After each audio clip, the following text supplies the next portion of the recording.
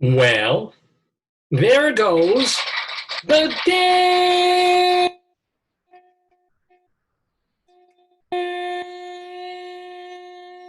Good morning, everybody, and welcome on this Saturday, October 17th, to the 768th episode of the long-running Facebookio, Podcastio, Videocastio, Programmio of the Streamio called Dave's Gone By. With me, Dave Lefkowitz, my darling and adorable wife, Joyce, and, of course, Potatoes joining us, as they always do, for 3 hours plus of whatever it is that we generally do every Saturday morning from 9 until noonish or thereabouts, which is a mix of humor and talk and interviews and all the bizarre stuff that we do on Dave's Gone By. So let me tell you what we'll be doing on this episode of the program. First of all, we'll go inside Broadway because we have some Broadway news, and I've been a theater guy for many, many years. And well, even though there is no Broadway right now, they're trying to make believe that Broadway is meaningful at the moment by announcing the nominations for the Tony Awards. I know usually that happens in May, and then the Tonys happen first or second week in June.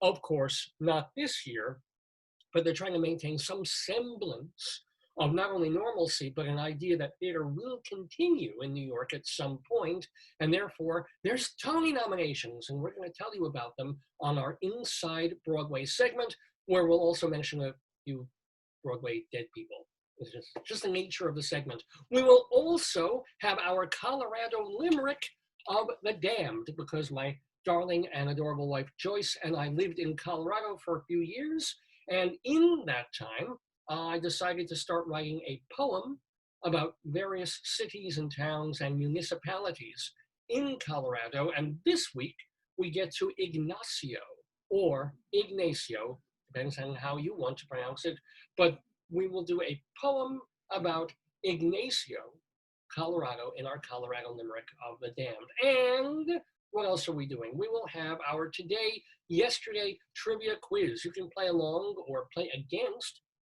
our two reigning champions, our theater critics, David Sheward and Leslie Hoban Blake. They shall be returning to play against each other in this trivia quiz. It's not going to be just a theater trivia quiz. It's questions from all different walks of life, all different studies and disciplines of life. But what they have in common is that every single question has to do with something that happened in history on this date, October 17th. It's our Today, Yesterday quiz, and you're going to want to catch that. And then, what else? We have, and I apologize for this, a wretched pun of destiny. That's right, not only do we have a horrible limerick, we also have a little short story. Short stories do tend to be little, capped by a terrible play on words. One of those groaner kind of things where you just go, oh, I can't believe I wasted 30, 50, 100 seconds of my life listening to that for that punchline. We do that in our wretched pun of destiny, and today's wretched pun has to do with Cleopatra. Ooh. I can't do the head thing. Never.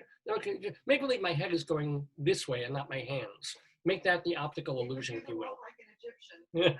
I can't walk like I can't even. Yeah. Oh, there we go. Like you got a good joke. That's good. Yeah. So, the illusion is complete. Anywho, but there's no illusion in two of our other segments that we're going to be doing on Dave's Gone By. One of them is Greeley crimes in old times, because, as I mentioned, Joyce and I used to live in northern Colorado, and so there's a newspaper there called the Greeley Tribune. That, there, if I show sort of the front page, but there it is, the Greeley Tribune, and they have a couple of columns in there that we love to share with you. One of them is called Coplog, the other is 100 Years Ago. We'll explain in a bit. And most important, oh, that's right. And most importantly of all, and the big exciting, well, it's all exciting. It's always all fun. But we have a guest. We have a guest in the Daverhood, and he is an actor and a stand-up comedian and writer and podcaster. His name is Kevin James Doyle. Now, Kevin James Doyle, if you maybe have gone... James almost? Is that Edward James almost? And it's not Lin-Manuel Noriega? No. Party, I did tell people that you're going to have the undefeated quiz guests. Right. And then you're going to have comedian James Doyle. Kevin James Doyle. All three names of him, who was Irish Catholic fellow, raised very religiously, so religiously. I hope the rabbi asked him if he was going to be a priest. Most Catholics probably felt at one point they were going to be. Well, this kid was close, so close, in fact, that he didn't get his surfboard waxed in his first 30 years, if you will. And he did a stand-up one-man play about it called The 30-Year-Old Virgin, which you can watch on various platforms. It was released last week to places like Google Play and Amazon Prime. Will And he have a Netflix show, you think? he does have a Netflix show. That was last week. Tammy Pescatelli, our comedian. She had a HBO or something. She had one HBO and also a Netflix. Really? Yeah. That was last week, was Tammy Pescatelli. This week is Kevin James Doyle, talking about The 30-Year-Old Virgin, also the other stuff that he's working on, as well as he's a podcaster. Lord knows why anyone would want to be a podcaster, but he is, with a couple of his friends. They host, or they create, this weekly podcast all about the TV show Sex and the City. They had never seen it before, and then they started watching it, and they thought, hey, what if we watch this show from a guy's point of view and podcast about it? And they've been doing this for like 2 or 3 years now. It's very popular. A couple of the Sex and the City cast members have even been guests on the show.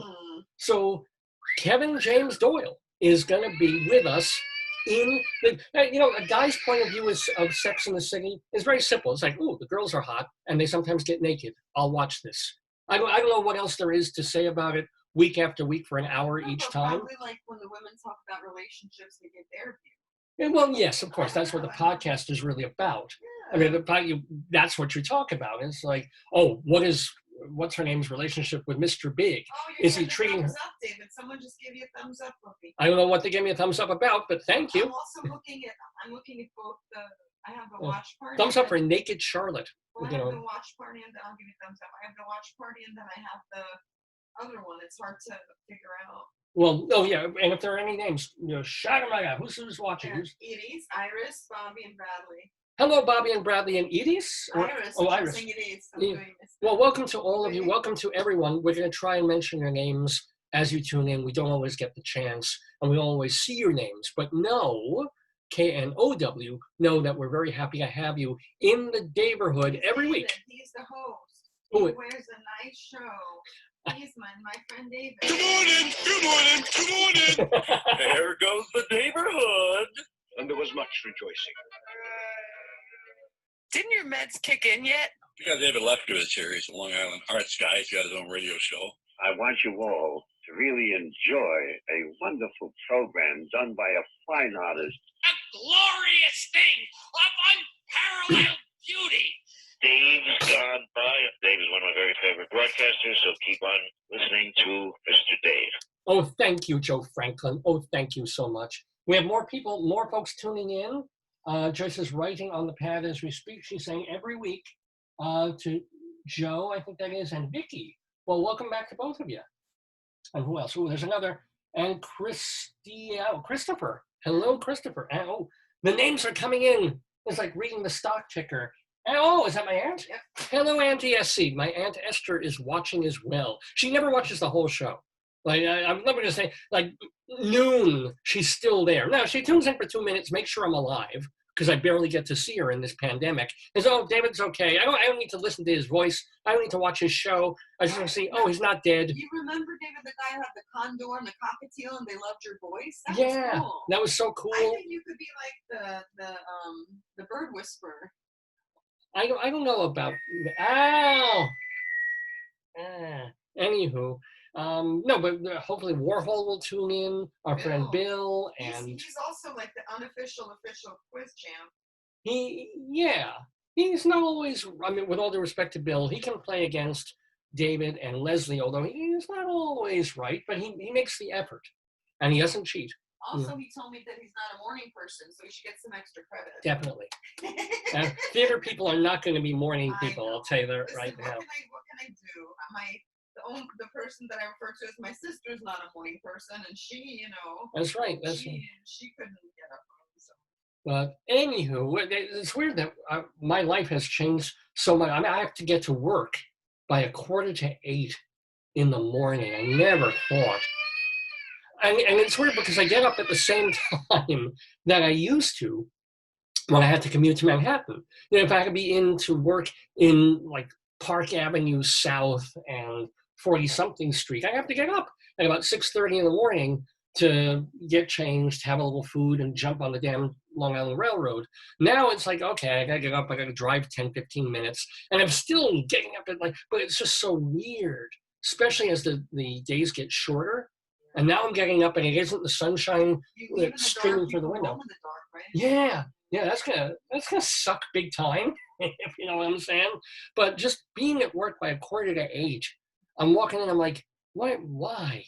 And in some ways it's actually one of the, I wouldn't say blessings, but it's one of the positive things about Corona is that I'm not coming home from the theater the night before at 12:30 in the morning.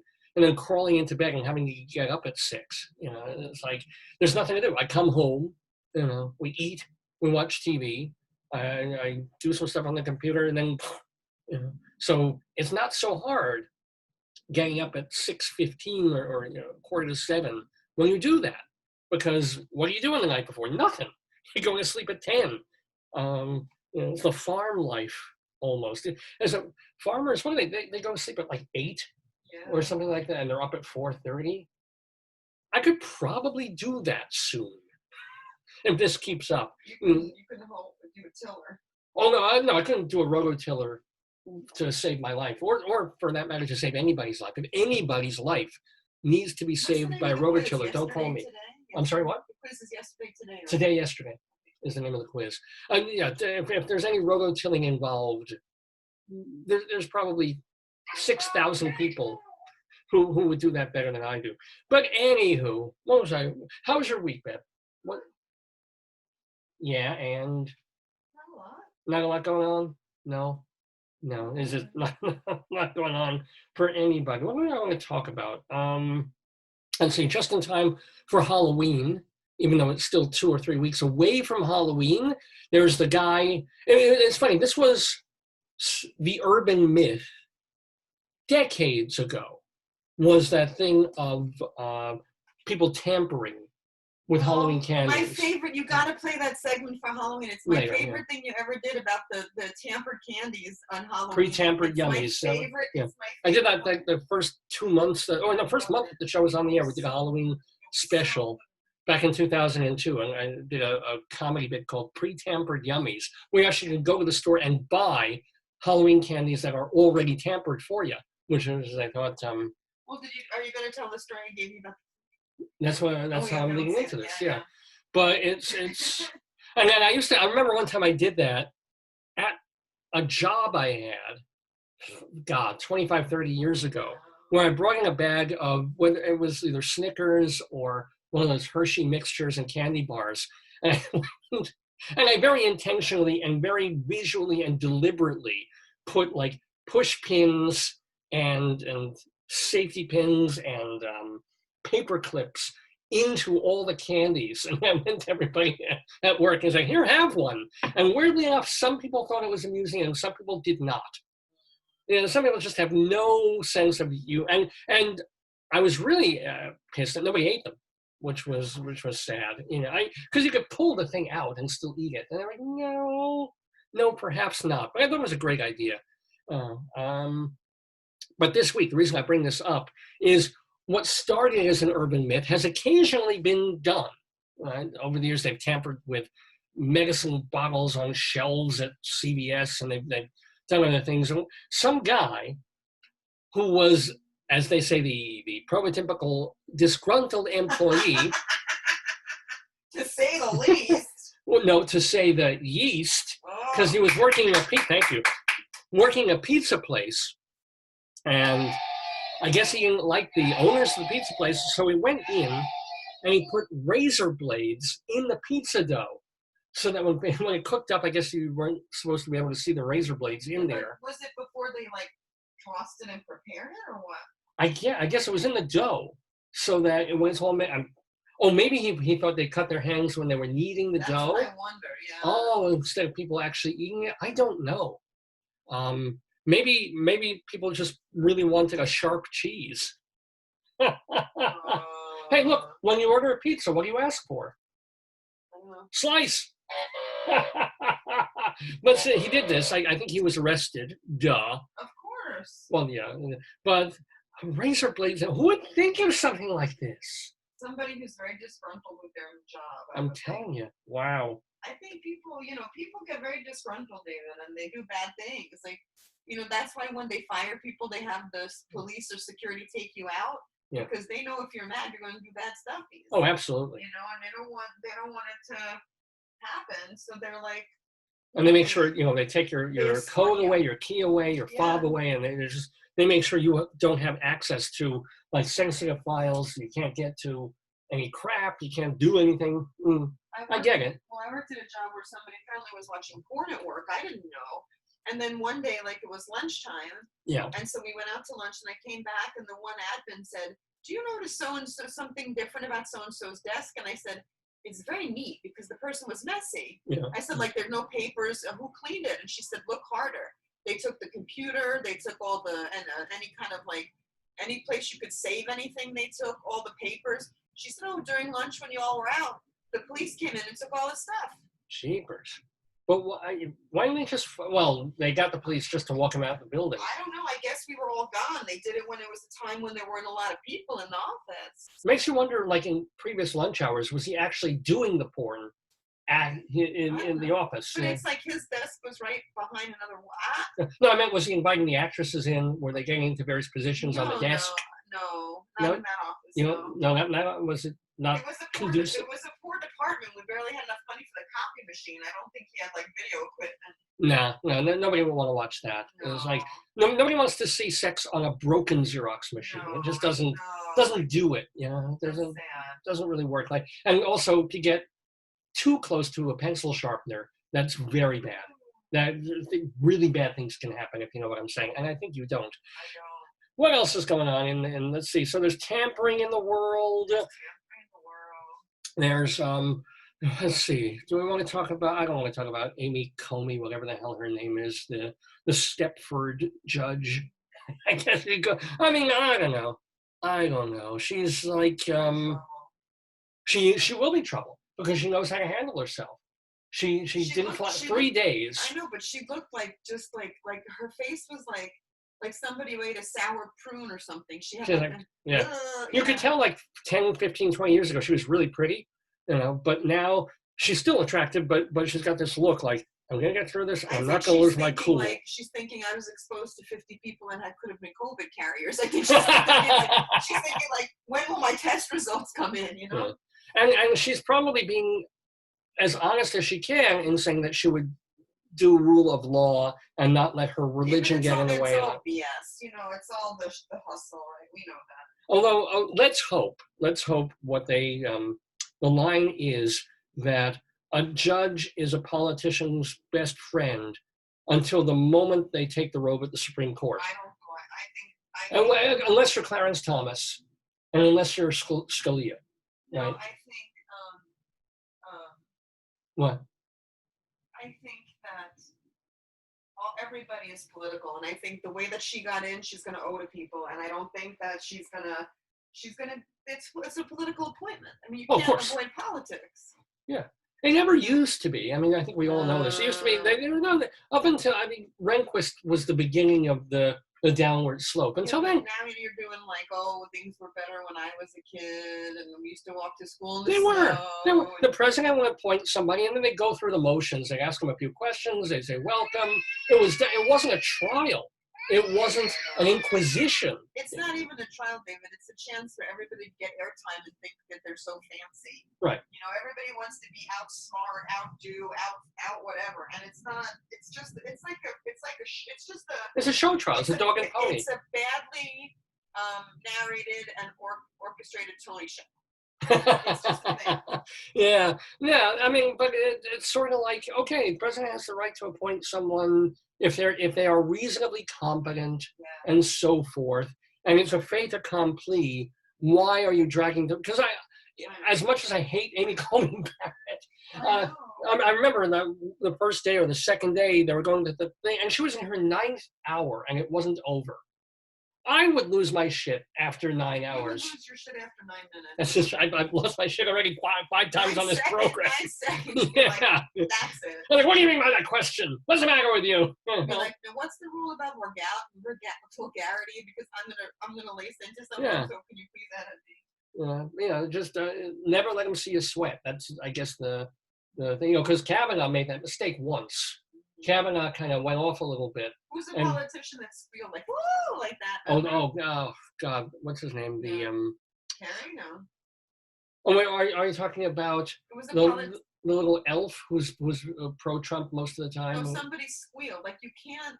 Somebody. Oh, Yes. he was a Democrat. He would have been a good president. Woo! Yeah. Yeah. We're gonna take Iowa. I'm gonna take Texas. Whee!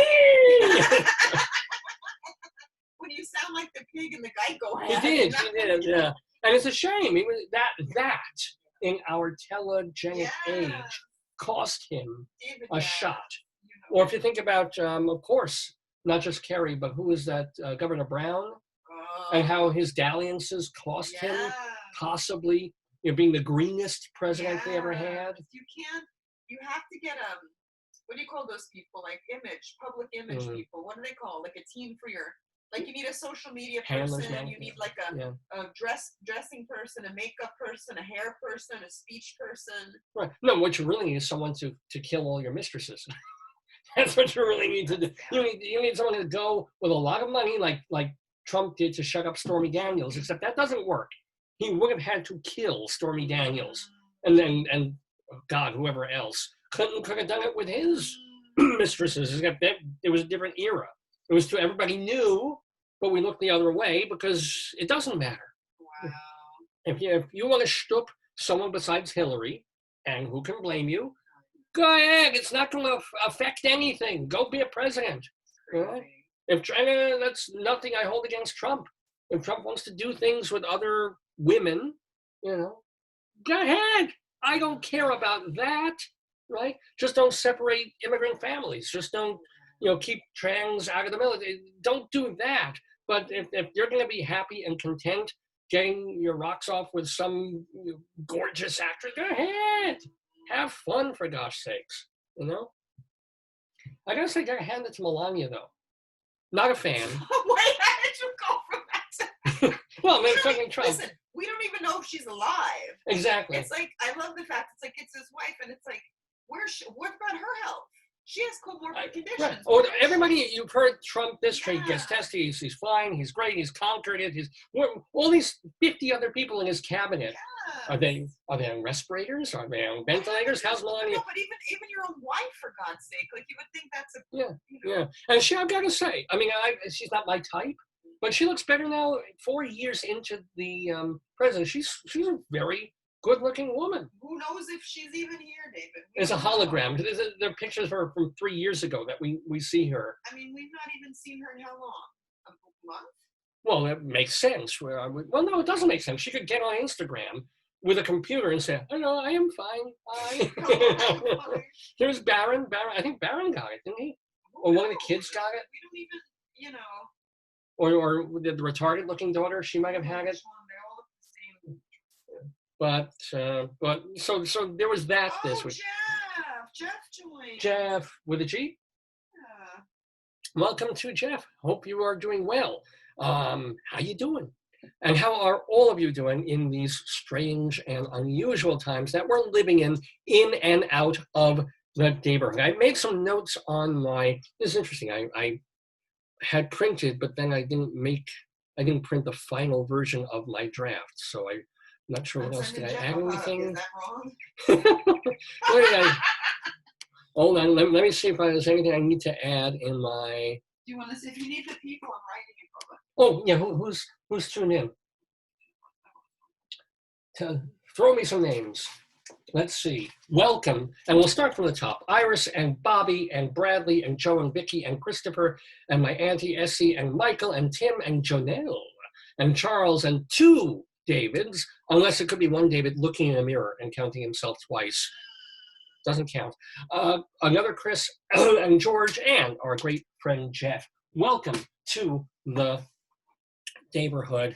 And then I wish I had, Rabbi Salt had the time to do a rabbinical reflection about this. I wish the Orthodox Jews would just stop. Messy. Just, they're suing.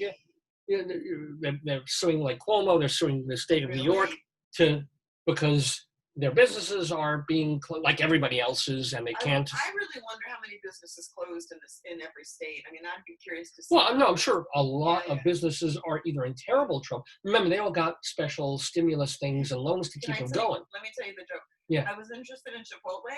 Somehow my computer knows because every morning I get this thing saying, there's 2 more Chipotles opening in Queens. Like all I get is about Chipotle stores opening. And the thing is, you never typed Chipotle. You just I did not. Yeah. No, you must have looked for. I don't know. The interwebs got like their sodium content or something like that, and now it remembers. I don't know, Bobby. But it's kind of like I didn't check. I know Heshy, beloved Heshy, that we've been talking about the last couple of weeks. He's this gadfly, this politician wannabe in the Borough Park area. He got himself arrested. Rightfully so, for nearly getting a guy killed. That's so scary. A journalist in the riot. That's so scary. In Williamsburg or Borough Park and kind of thing. But I've never been so embarrassed by my own people, by my own. I mean, I defend Jewish people. Obviously, Jeffrey Epstein and who's the rich? Madoff. Bernie Madoff, those people, and Harvey Weinstein. It's like, oh God, but it's one person. You can just put your morning coffee down. Well, that's a bad apple, or it's a bad etrog, as the Jews would say. They're a bad etrog. But when you get like 5,000 black haggard Orthodox Jews with the payas and the streimels, and they're running around and they're screaming and they're setting fire to things and having their version of riots. That turning over cop cars, that's stupid like that. But they're doing other stuff. And then saying, we deserve the right to be in that temple all together, breathing on each other, giving each other the spittle and our breakfast all over each other. We deserve the right because it's anti-Semitism if you don't like it. What is wrong? What is so, awful about wearing a mask and asking you to have some distance? Are you telling me that if you can't get into a synagogue, you can't pray? You cannot reach God some other way? Really? Like if you leave the building that the temple is in, and I think Bill Burr was talking about this. Well, you step out the door of a temple, God is not there if you want to talk to him, if you want to pray to him, If you need 10 people together for the Jewish minyan, right? You can't just get 10 of your friends and stand apart on the street 6 feet away from each other. Yeah, well, all right. So I understand they don't want to use electricity. They can't use some of the modern appurtenances. They can't get a Shabbos goy to turn on, Google Meet. Please unmute Schleppy. No, not Schleppy H. Schleppy L. No, not that Schleppy L. Get the goy to unmute me, please. The other Schleppy L. Schleppy L with the beard. No, not that one with the beard. I mean, they have to have the women dividing in a separate corner of the screen. The women are no video. They have an electronic curtain. They have no video of the women. No right, it can't be. Oh no, we don't watch the women. Don't look at the women. No, we're gonna go to hell. man, but I understand. Okay, the being listening to the rabbi, being in person, but they've worked out these things. They've got ways, right, with sound systems and micro. They could work it, and they could get the police to work with them to go out on the streets of Borough Park, thoroughly distanced, with masks, have the rabbi step up to a microphone that Why is can't they just, already like, on. rent a stadium? They're not using the sports stadiums, right? Exactly. So, like, you have Mets Stadium or whatever, the Shea. You could get a stadium, or and It's Lulav Day in Yes, Giant Stadium. and you could then have everybody go, but sit like 2-3 seats apart. Yes. And you could have a stadium and have the religious thing in the middle, like like Lady Gaga, and they could be mic'd, and you could do it. And the smaller congregations could take an off-Broadway theater or, venues like that, music venues that aren't used in the daytime anyway. Of course. It bothers me. I appreciate the defending of freedom of public assembly. We really shouldn't take that for granted. Because any encroachment upon personal freedom is an encroachment. Yeah, but it's encroachment because we have a pandemic. It's not like, so like if you have a pandemic and you're doing a public health thing, it's different than just saying you can't practice the way you want. It's like you can't practice the way you want because if we have an outbreak, the whole society is going to die. Yes, yes, but think about it this way. 18 years ago, right? Or, oh my God, is it 19? No, it was the 18th anniversary of September 11th. Yeah. Terrified of terrorism, horrible event. And then our government thought, you know what? There's one guy, one crazy mentally ill Arab guy who wants to put like a little bit of tinder in his shoe. You have some comments. Yeah, right. And is threatening. He didn't even do it. He's going to try and light his shoe on fire. And 18 years later, we're taking off our shoes at airports. No. That is the government doing something really stupid. And that started because everybody was in a panic and it's all about safety. And we're still doing it for no good reason. But you have Jeff G, Goodman. Yeah. Tell David I'm leaving New York. Then he wrote David Berkowitz. And then he wrote movie theaters can be rented for $100. Basically, yeah. Can you type? What's David Berkowitz? How does that fit in? He's another. David Berkowitz, though, was adopted. So he was raised Jewish or something like that. He was born. David Berkowitz, of course, was son of Sam. Yeah. He's talking about bad Jews. So, yeah, son of Sam. He just got a little too close to his pet. Oh. Yeah. He let the pet talk to him a little too much. There have been bad Jews in history. Jeff said you got it right. Yeah, I know he did. Unfortunately, I know very well who did because people would call me David Berkowitz instead of David Leftowitz. Well, I would get the. Small potato raw. So what else? What else do we want to talk about before we get to Greeley Crimes at All Times and Kevin James Doyle in the Daverhood with Rabbi Saul Solomon and our So, once you understand that this one makes it bigger. How we keep ourselves sane during a pandemic. 2 weeks ago, I demanded that we get this on eBay. I screamed for it. It's a blow-up inflatable grill made as a promotional thing by the Heinz people, which I got that together with the most important thing, the blow-up inflatable Heinz bottle. But I gotta tell you, I'm 56 years old. I don't have the wind in me. I never had the wind in me. I'm no, Schwarzenegger. So it's been tough keeping these fellas inflated. People are asking for the potatoes. Oh, well. They're thinking, oh my God, it's the mother load. Hold on, I need a beverage. Watch out, hon. Hold on. You hit me in the head with this, David. That hurts. It's feeding time. All right, don't drink too much potato. All right, potato, all right. So we had one of these very, very cheap hand pumps that we were using to inflate these fellas and then also trying to, which is just like you sit there for 20 minutes exhausting every last breath. And then Joyce was like, if I get one or two more exercise balls that she uses when she works out, they come with a pump.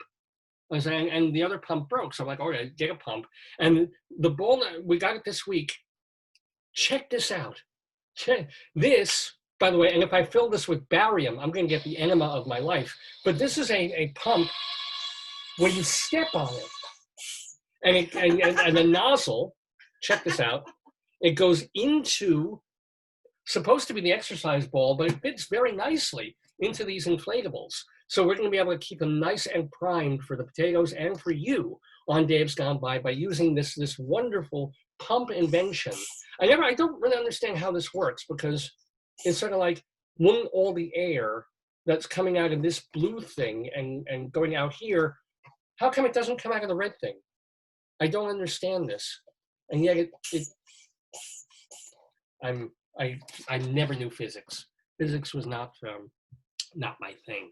What is my thing? My thing is letting you know that one segment that we've been doing for many, many years now, since Joyce and I lived in Colorado, is Greeley Crimes and Old Times. This is where we take two columns from the Greeley Tribune newspaper.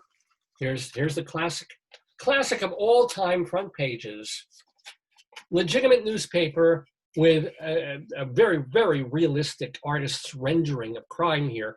Greeley Tribune in Greeley in northern Colorado.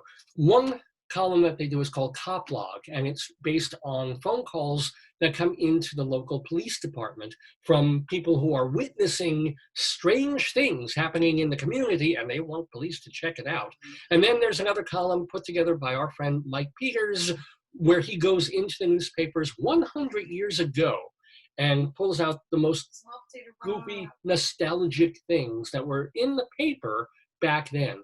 We mix them up together in a segment that we like to call Greeley Crimes and Old Times.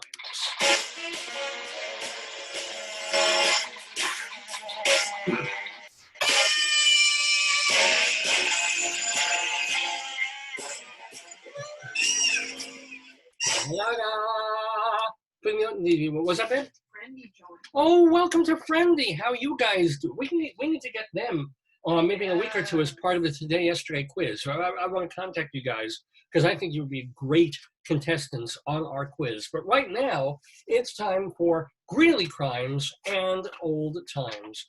So, are you ready for a mix of 100 years ago and 100 years ago? Here we go. A caller wanted to know whether he could wear a hat that said Greeley Police Department on it.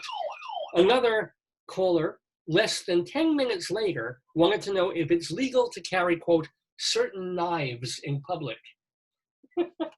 What knife? You know, the Ginsu, I think, always wonder about that. Like, if they stop someone on the street and they've got one of these knives that you get in those stores on Times Square back in the day, where there's one with switchblade, flip knife things. You can't have that stuff. I know, but does that really do more damage than if you're carrying around like a roast cutting steak knife? You have to plug it in, though. You have to find an outlet. Oh, that's true. Yeah. I wonder about stuff like that. Oh! Huh! This is exciting. This is important. Ladies and gentlemen, oh my goodness. Not only is this a chicken alert, this is a crazy chicken alert.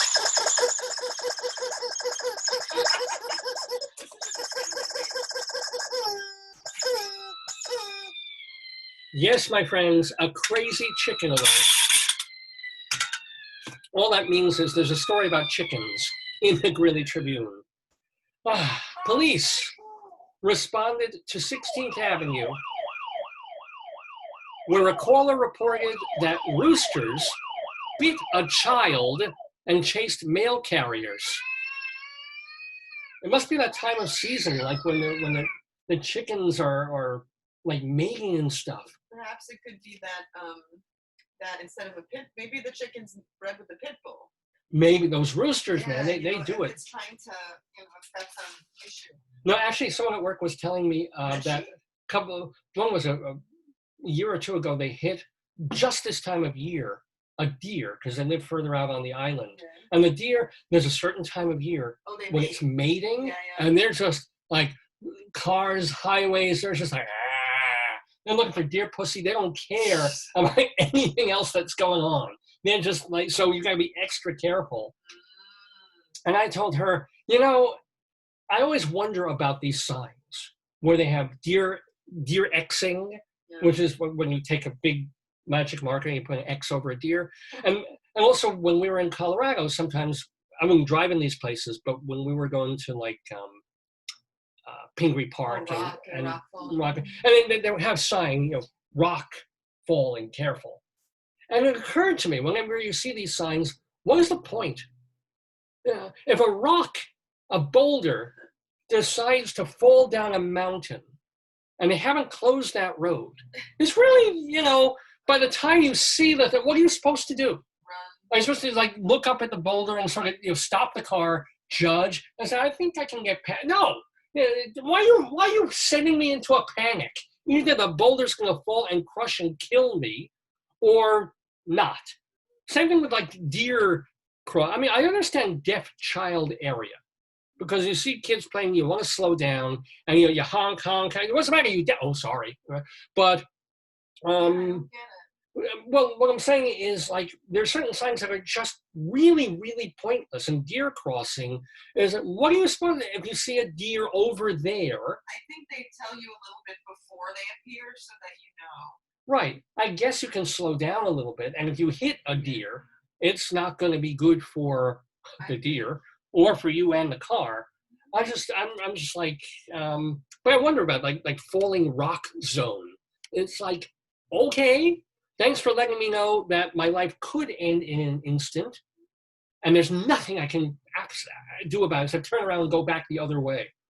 Except you can't, of course, because those falling rock zones usually is mountain to one little highway and then cliff. Mm-hmm. So it's the worst possible time to see a sign that says beware of falling rocks.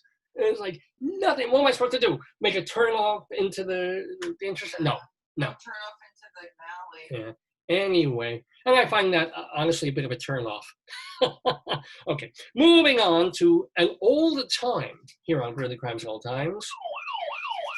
Did they have sirens back then? I don't know.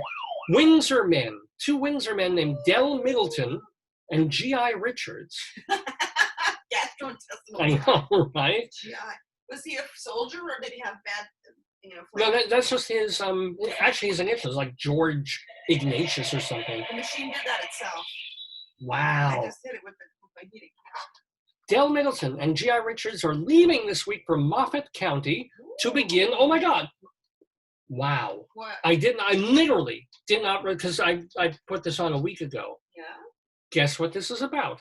They are leaving for Moffat County to begin deer hunting season. Whoa. I mean, literally, I had no idea that was coming, and there it is. From the amount of ammo they're taking, they should return with enough deer meat to supply the whole town. And then a little bit of editorializing here from the Greeley Tribune Republican back in 1920. We hope so. Well, good luck to them.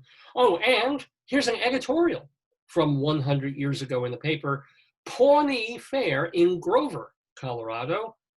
Doggone those old flues on a steamer tractor. What? This is an editorial from a news. Is this the ad? No, it's an editorial. This is the editors of the paper saying, doggone those old flues on a steamer tractor. We were just saying this last week, weren't we? You specifically were just complaining so much about the steamer tractors and what was happening with the flues on them. They're just terrible. Because we couldn't tell whether the flu was actually COVID on the tractor. That's it. Anywho, this is unbelievable. This is really, I wish I could read it in the dialect that they're using. Just when we uns get primed up to take a ride on the merry-go-round, something up and busts. Wait. This is real. This is absolutely real. And the old thing just won't run no more. It certainly. Why did you become you're from Kill a Mockingbird? That's how they write it. It's J-E-S-T for jest. Oh, they're making okay. They are literally doing that dialect there. Just when we uns get primed up to take a ride on the merry-go-round. What is this supposed to be? Is this supposed to be a comedy? It's an editorial in a humorous vein about flues on steamer tractors. You mean flu or a flu? Well, how on a fireplace? Yeah. Gotcha.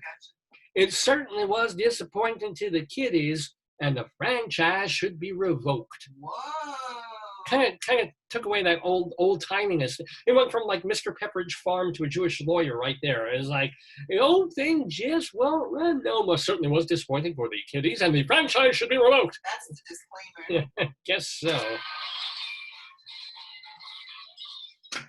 Here's a little cute, right? This is the kind of cute. David, we did Yeah. see a tractor on the American Bake Show, on the British Bake Show. She tried to make a tractor on her cake, and it looked like a little, Oh, didn't go well. not good. Oh, no. But this is cute. R.R. Long gave a short speech. Isn't that cute? And somebody said R.R. Long gave a short speech. That's a paradox. No, it's two doctors. To the male students at the State Teachers College. That kind of speech, wasn't it? He told the students there was too much male rowdyism on campus. Whoa. Oh, that rowdyism. Ooh, that rowdyism. And it badly affected athletes, student activities, and the general deportment. It's funny, with all the cuts going on over there are no more deportments left. That's right. Ow! The ketchup bottle hit me again. Oh, really? Wow. He's a spicy sort. There you go. Joyce is trying to figure out where to put the inflatable ketchup They keep bottle. falling on me and hurting me. Oh, So, You know what? You should give it an ultimatum. Even better, you should give it an ultimato. I need a noise. Thank you so much. Yes, I know. We have another item, by the way, in Greeley Crimes at All Times, where we go outside of Greeley, Colorado, to another place in this great people are grand. asking what time Kevin will be on the show. Oh yeah, 10 o'clock. 10 o'clock after this segment, Okay, we'll have our guest on. Dateline, China Grove, North Carolina. China Grove, North Carolina, for this odd item. At a haunted house Halloween attraction in China Grove, which is about 30 miles from Charlotte. Look at that. We mentioned Charlotte from Sex and the City before. Now we're actually going into Charlotte. Lucky us. Anyway, one person was wounded, 5 juveniles were arrested, and 3 guns were seized. Investigators say deputies were called to the Reaper's Realm haunted house last Saturday night to investigate shots being fired. Deputies found a chaotic scene involving about 1,000 people, many of them fighting in the parking lot.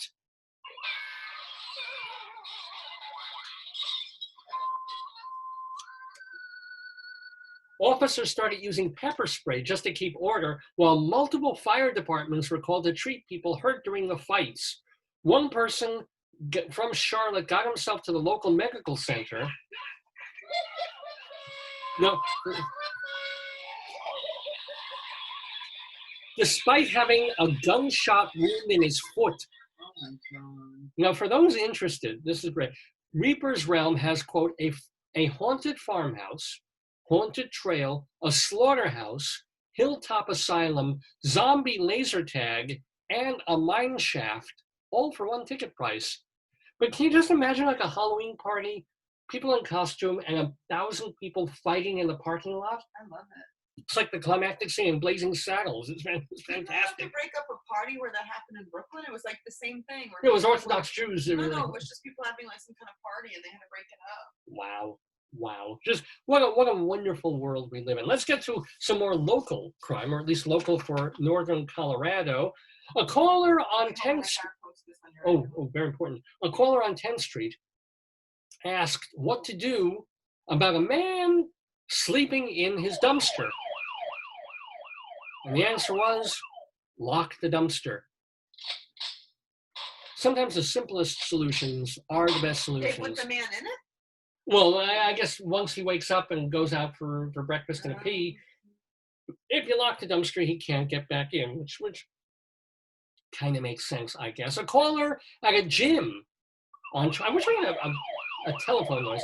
A caller at a gym on 23rd Avenue reported a woman with a stuffed animal and a purple bag was acting unusual. Who would carry a stuffed animal anywhere? Wow, it's crazy, right? And drawing on her pants. Why not? Really? Yeah. I do it all the time. I think it runs in the family because it's in her genes.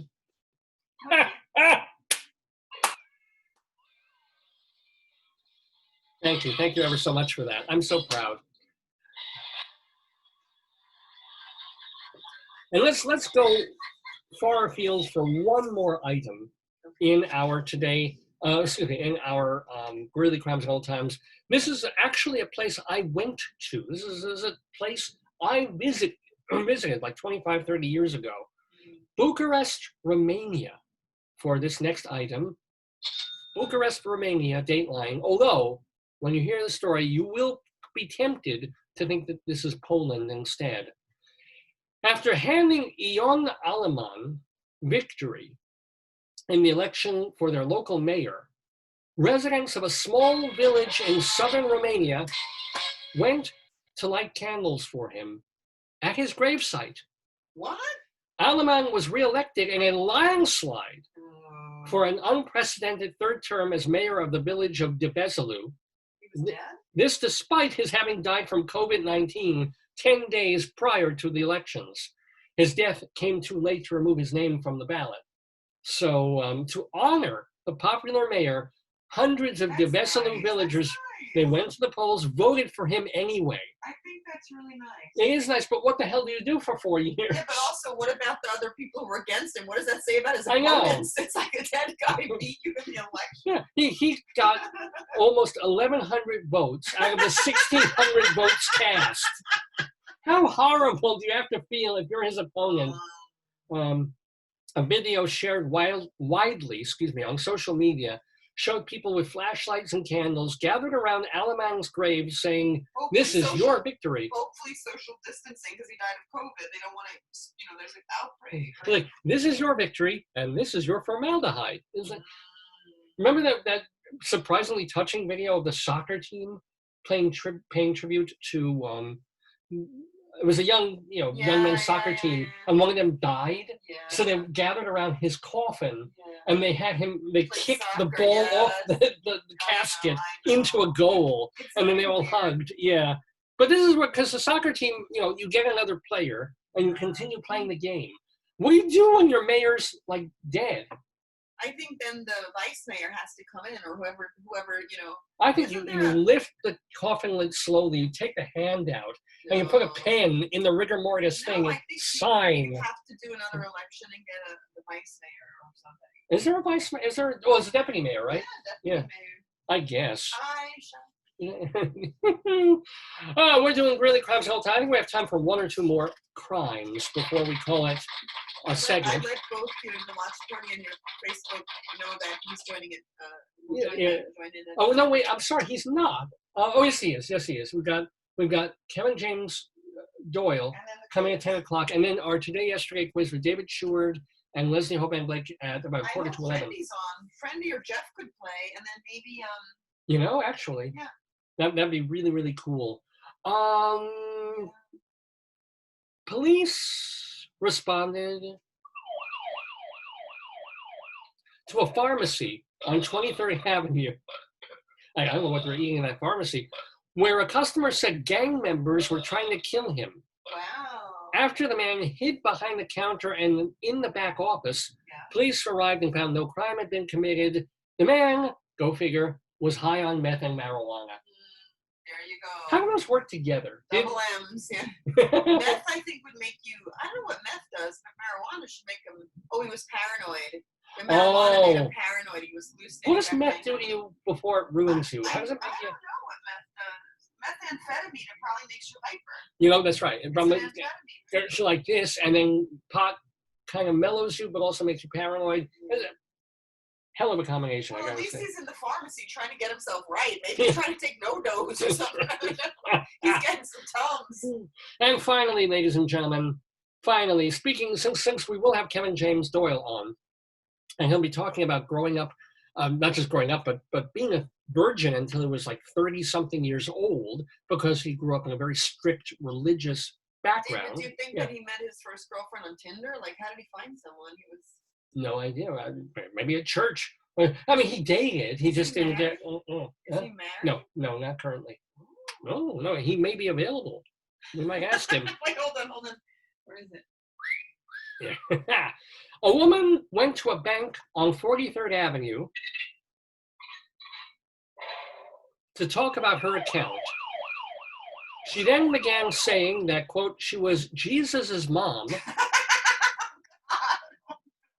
and that Satan stole money from her account. Well, that's actually a good. If she's talking about the banksters, it's true. I mean, but she's also following a good delusional narrative. So in the delusional narrative, if she's the mother of God and then she's fighting Satan, it's a good what do you call that in theater? It's like a good. It's a good confluence of things, but here's the deal.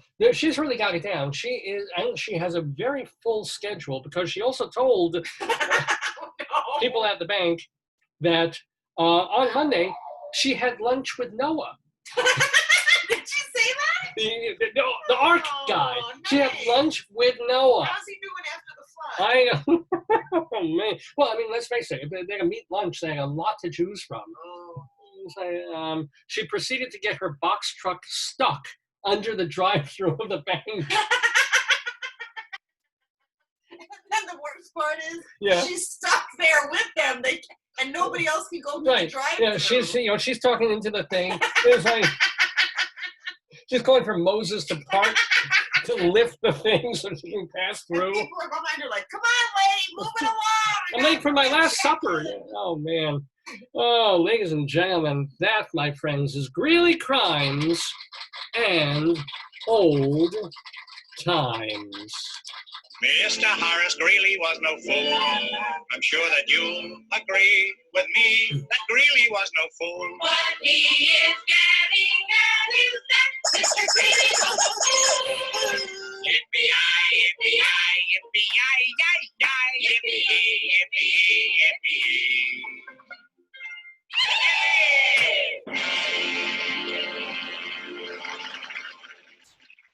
Yes, ladies and gentlemen, it's just about 10 o'clock in the morning here in the Daverhood. Remember that you are watching Dave's Gone By with me, Dave Leftowitz, my wonderful wife, Joyce, my very excitable chicken, and of course, Potato. And coming up, we'll have our Colorado Limerick of the Damned. We will also have our Wretched Pun of Destiny. We'll go inside Broadway. And our Today Yesterday quiz featuring our friends Leslie, Hoban, Blake, and David Sheward. But before all that, we're very excited to have in the Daverhood an actor and a comedian who will be talking to Rabbi Saul Solomon. And we were hoping to have them on live, but the scheduling didn't work out. But last minute, thank goodness, we were able to corral Kevin James Doyle, who is the creator of The 30-Year-Old Virgin. That is his one-man show that you can watch on all different platforms at the moment. He's also the host or co-host of a podcast called The Bradshaw Boys, all about these three guys who have begun watching Sex in the City and making their own commentary about it on their own podcast. We're going to have Kevin James Doyle tell you all about it as he talks to Rabbi Saul Solomon. But what I do need to do is to share my screen in order for you to see that. So I'm going to lower that. Yeah, I've got the video. I'm going to make it nice and large-ish to show my large S. And I do have a rather large S. I need to eat less. Ladies and gentlemen, wait, share screen. So I'm going to disappear, and the next vision you see will be Kevin James Doyle and Rabbi Saul Solomon.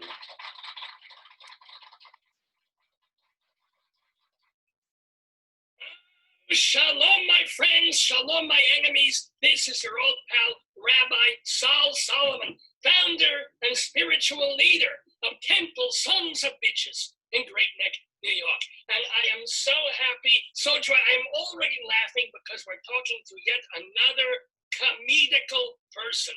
Ladies and gentlemen, unfortunately, he is not Jewish, but he's got some Irish in him. He's got some Catholic in him. In fact, he was brought up very strictly religious. So we'll have a lot to talk about with Kevin James Doyle. Now, this is a big week for him because just a week or so ago, his one-man show, The 30-Year-Old Virgin, was released to all these different streaming services like Amazon Prime and Google Play and GPS and Vitalis. Anyway, you look for these things, you can find them. So he's got that going on. He's also working on another one-person show that we'll be talking about.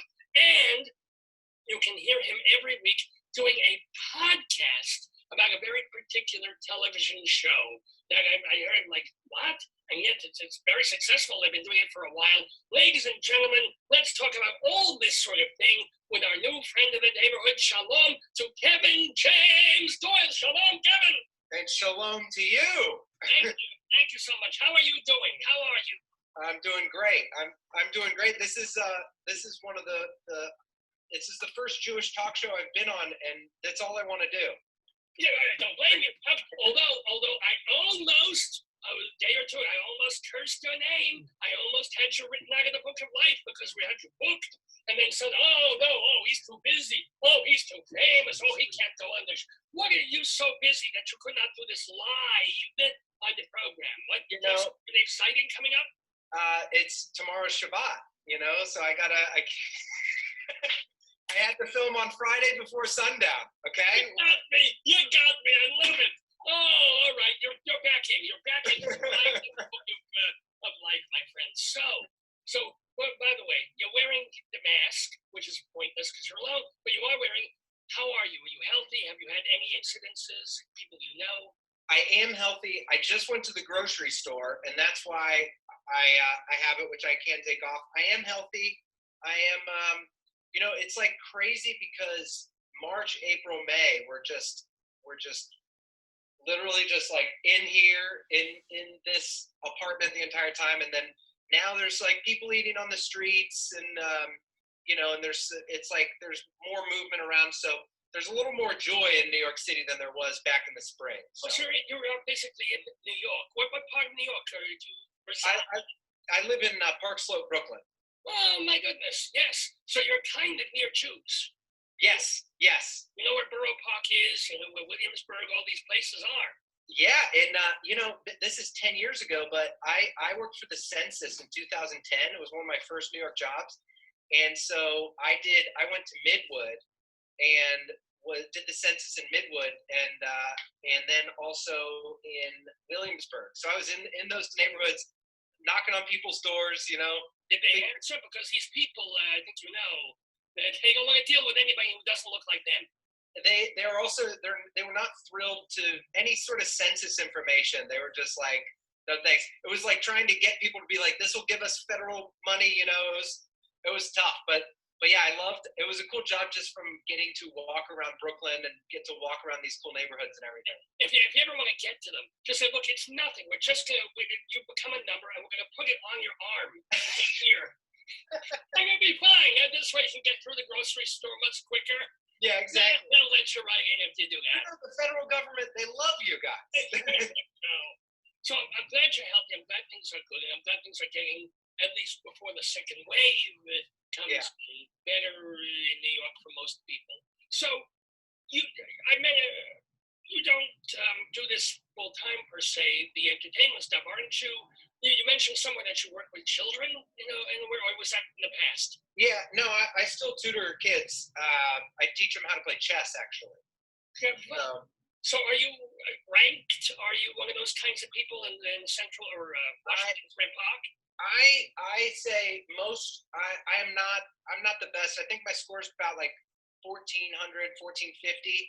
So anyone that I play, like if you don't play chess, I can definitely beat you.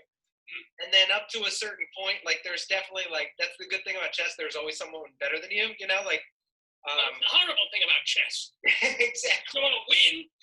Yeah. No, that's why I gave up chess. So I'm going to lose. I hate this. Yeah. Playing online, it's like, it's weird because you get better and you feel like you're good. And then you're like, oh sweet, I'm ranked 479,000th or whatever. And I'm pretty good, Well, have you come across prodigies? Have you ever come across a kid who was like, and they're ready to play, Slavsky or something?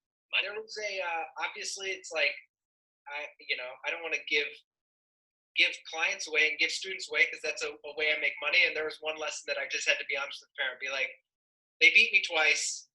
I really don't think I can help them. And they were like, they were thrilled, you know, but I was just like, you know, it's not good if you're losing 2 times in a row to your student. It's time to make sure you challenge. Don't forget the very important line. I let you win. Yeah. You just say that. You say, I wanted to see how you would go about beating me. Exactly. You use the Talmudic logic on them. Exactly. So did you have a degree in chess from a university? What did you study to be when you grew up? I went to school in Pittsburgh, Pennsylvania at Point Park University. It's a small art school there for theater. And, no wonder you're teaching chess. Exactly. There's no work even when there's work. Yeah. I'll tell you what. I back in March, I remember I was like, I have this comedy special coming out. I have some shows booked over the summer. And you know what? I was like, I feel like in September or so, I feel like I'll be able to move closer to full time. And then COVID happened, and comedians far more successful than me are just like, you know, rug pulled out from under. So thankful for that job. But it's, you know, I think everyone in entertainment is figuring out what they're gonna do. I have friends on Broadway; they're moving back home. You know, it's like it's kind of everybody's figuring out. So it's given me an extra appreciation to work with the kids that I do and make a little connection with them and help them through this time because they're all sitting in their rooms being like, we're back to school. So yeah. Let me ask you though, but besides this, over the past few years, did you have to do the 9 to 5 thing, or could you just be a tutor for the past few years and really concentrate on being an actor, a writer, a comedian, performer? Yeah, I think I probably had 20 jobs before doing this chess tutoring thing. I worked with a sign in Times Square, passing out flyers for Broadway shows. I was a tour guide. I worked for the census. I was a cater waiter, and all of those. Then my friend, you know, who's a chess player, I kind of like learned under his wing. And then once I got this job, I could kind of clear all the odd jobs away. I love working with kids. I've done children's theater, and interacting with kids is great. And so I kind of was able to be like, here's my day job, and here's all the extra focus. And then over the summers, I've been able to take off and go on tour and do stand up and go to the Edinburgh Fringe Festival in all of August. So let me ask you right there. I mean, it won't be the same. Wasn't the same this year, but what is Edinburgh like as a performer when you go? Because there's literally hundreds of theater companies and solo artists and jugglers and stuff just running around, all trying to be seen. How do you stand out? And just what does it feel like there? I've never been. Yeah, it's the greatest thing I've ever been to. It's my favorite thing. I had an idea of what it was like in my head, and I got there, and it was like exactly what I thought in the best way. And there's thousands of shows there. It's like being in the middle of Times Square if there was only independent artists and it was set in Hogwarts and Harry Potter world. Like it's the most beautiful setting, and every single room, you know, every single room in the back of any restaurant, in the basement of any place, they just put up a curtain and then there's a show. And there's shows from 10 a.m. until 4 a.m. And there's, you know, there will be like a drag Game of Thrones parody, and then there will be King Lear, you know, and there will So be. how, let me ask you, as someone who not only goes to enjoy everybody else performing, but you're going there to perform, to be seen, Yeah. How do you make sure that your show stands out from the drag Game of Thrones? The best, I mean, I think any sort of, there's like the artist's vision, you know, you have like your thing of like, I want to do it. And then, you know, like if you're an author, you write a book and then you pass it on to someone else that knows how to market the book. And if you go to Fringe, it's great because you're like, well, you know, someone walks by, they're like, what's your show about? And if you're like, I'm from New York and I'm funny, people are like, bye, next. And you learn the marketing side. So with my special that's out now, I knew what the show was about, but from Edinburgh Fringe, people would walk by and be like, what's your show about? And I was like, I grew up in a Christian home. I saved myself for marriage. I got engaged, called off my engagement, woke up in New York City, a 30-year-old virgin. And they're just like, That sounds like a good show, mate. And then would walk in, and you're like, I have 10 seconds. I got to hit the interesting stuff. And yeah, every single person, there are no rock stars over there. Every single person is out there flyering for their show and telling people, like, okay, like, how do I get this room full of people? And I guess the difference between New York is if you were passing out flyers for your show in New York, you know, if you did it to 1,000 people, you might get one person, and the rest are people that are just like, leave me alone. And there, if you put in a few hours of work flyering your show, telling people about your show, you know, 30, 40 people will show up and be like, oh, you told me about it yesterday. Or like, I heard about it earlier. Or I just walked off the street. And so there are people. And how many times do you get to do a performance as part of the Fringe? How many slots do you get? 26 days in a row. So I did it. So you can really build. You can, and people can tell their friends and say, oh, I saw this last night. You make time. You should see this one. That's good. Yeah. And as like for working on material, it's like actually I was doing work on my new show, and I took it to Fringe, and I have a little journal entry from each day of how it went, how many people were there, and sort of every single day you can be like, you can adjust things, you can move an intro, you can move the middle part, you can hone a joke, and instead of waiting like another week to hone it, you're just like, oh yeah, tomorrow at the same time, I have to make sure that I say this before I say that, or else they don't know what that is. And then the next day it works, and then you're like, sweet, and you keep on building. So it's very tiring, but it's very gratifying too. Now have you done New York Fringe as well? Yeah, I've done the Frigid Festival. I don't know if you're familiar with that. It's at the my wife is sort of the opposite. We have 21 and a half children. So I'll run to anything that is frigid just for, for something different. Yes. Yeah. I've done, it's called the New York City Frigid Festival, and it's at St. Mark's Theater in the Crane Theater in the East Village. And I workshopped my new hour of comedy, Loud Blonde Bald Kid, there. And then I just did a play there this past February called Closed Circuit. It was more of a dramatic play that I wrote with a friend. And yeah, so the past 2 years I've done that, and those have been sort of my places to workshop stuff here in New York, and then I've taken that stuff to Edinburgh.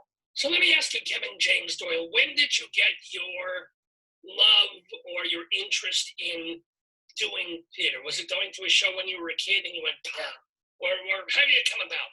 Yeah, I was on the basketball team in 7th grade, and I think my parents were, I was always into sports, and I wasn't bad, but I wasn't good enough to. Also, you were playing sports. You know, so you were playing sports, so you flipped the truth. Yeah, he's not gay enough. We need to put exactly. into him. It's either going to be ballet or theater. We'll do theater. So that's what happened there. Yeah, totally. And I went in. I remember being like, I don't want to do theater. I want to do sports. And my mom's like, just audition. And the first play that I did was You're a Good Man, Charlie Brown. And I just went in and goofed off and ended up being Charlie Brown. And then after that, I was like, oh, I like when people pay attention to me, you know? Yeah. So, isn't that great? Don't you love that? Oh, yeah. Goodness.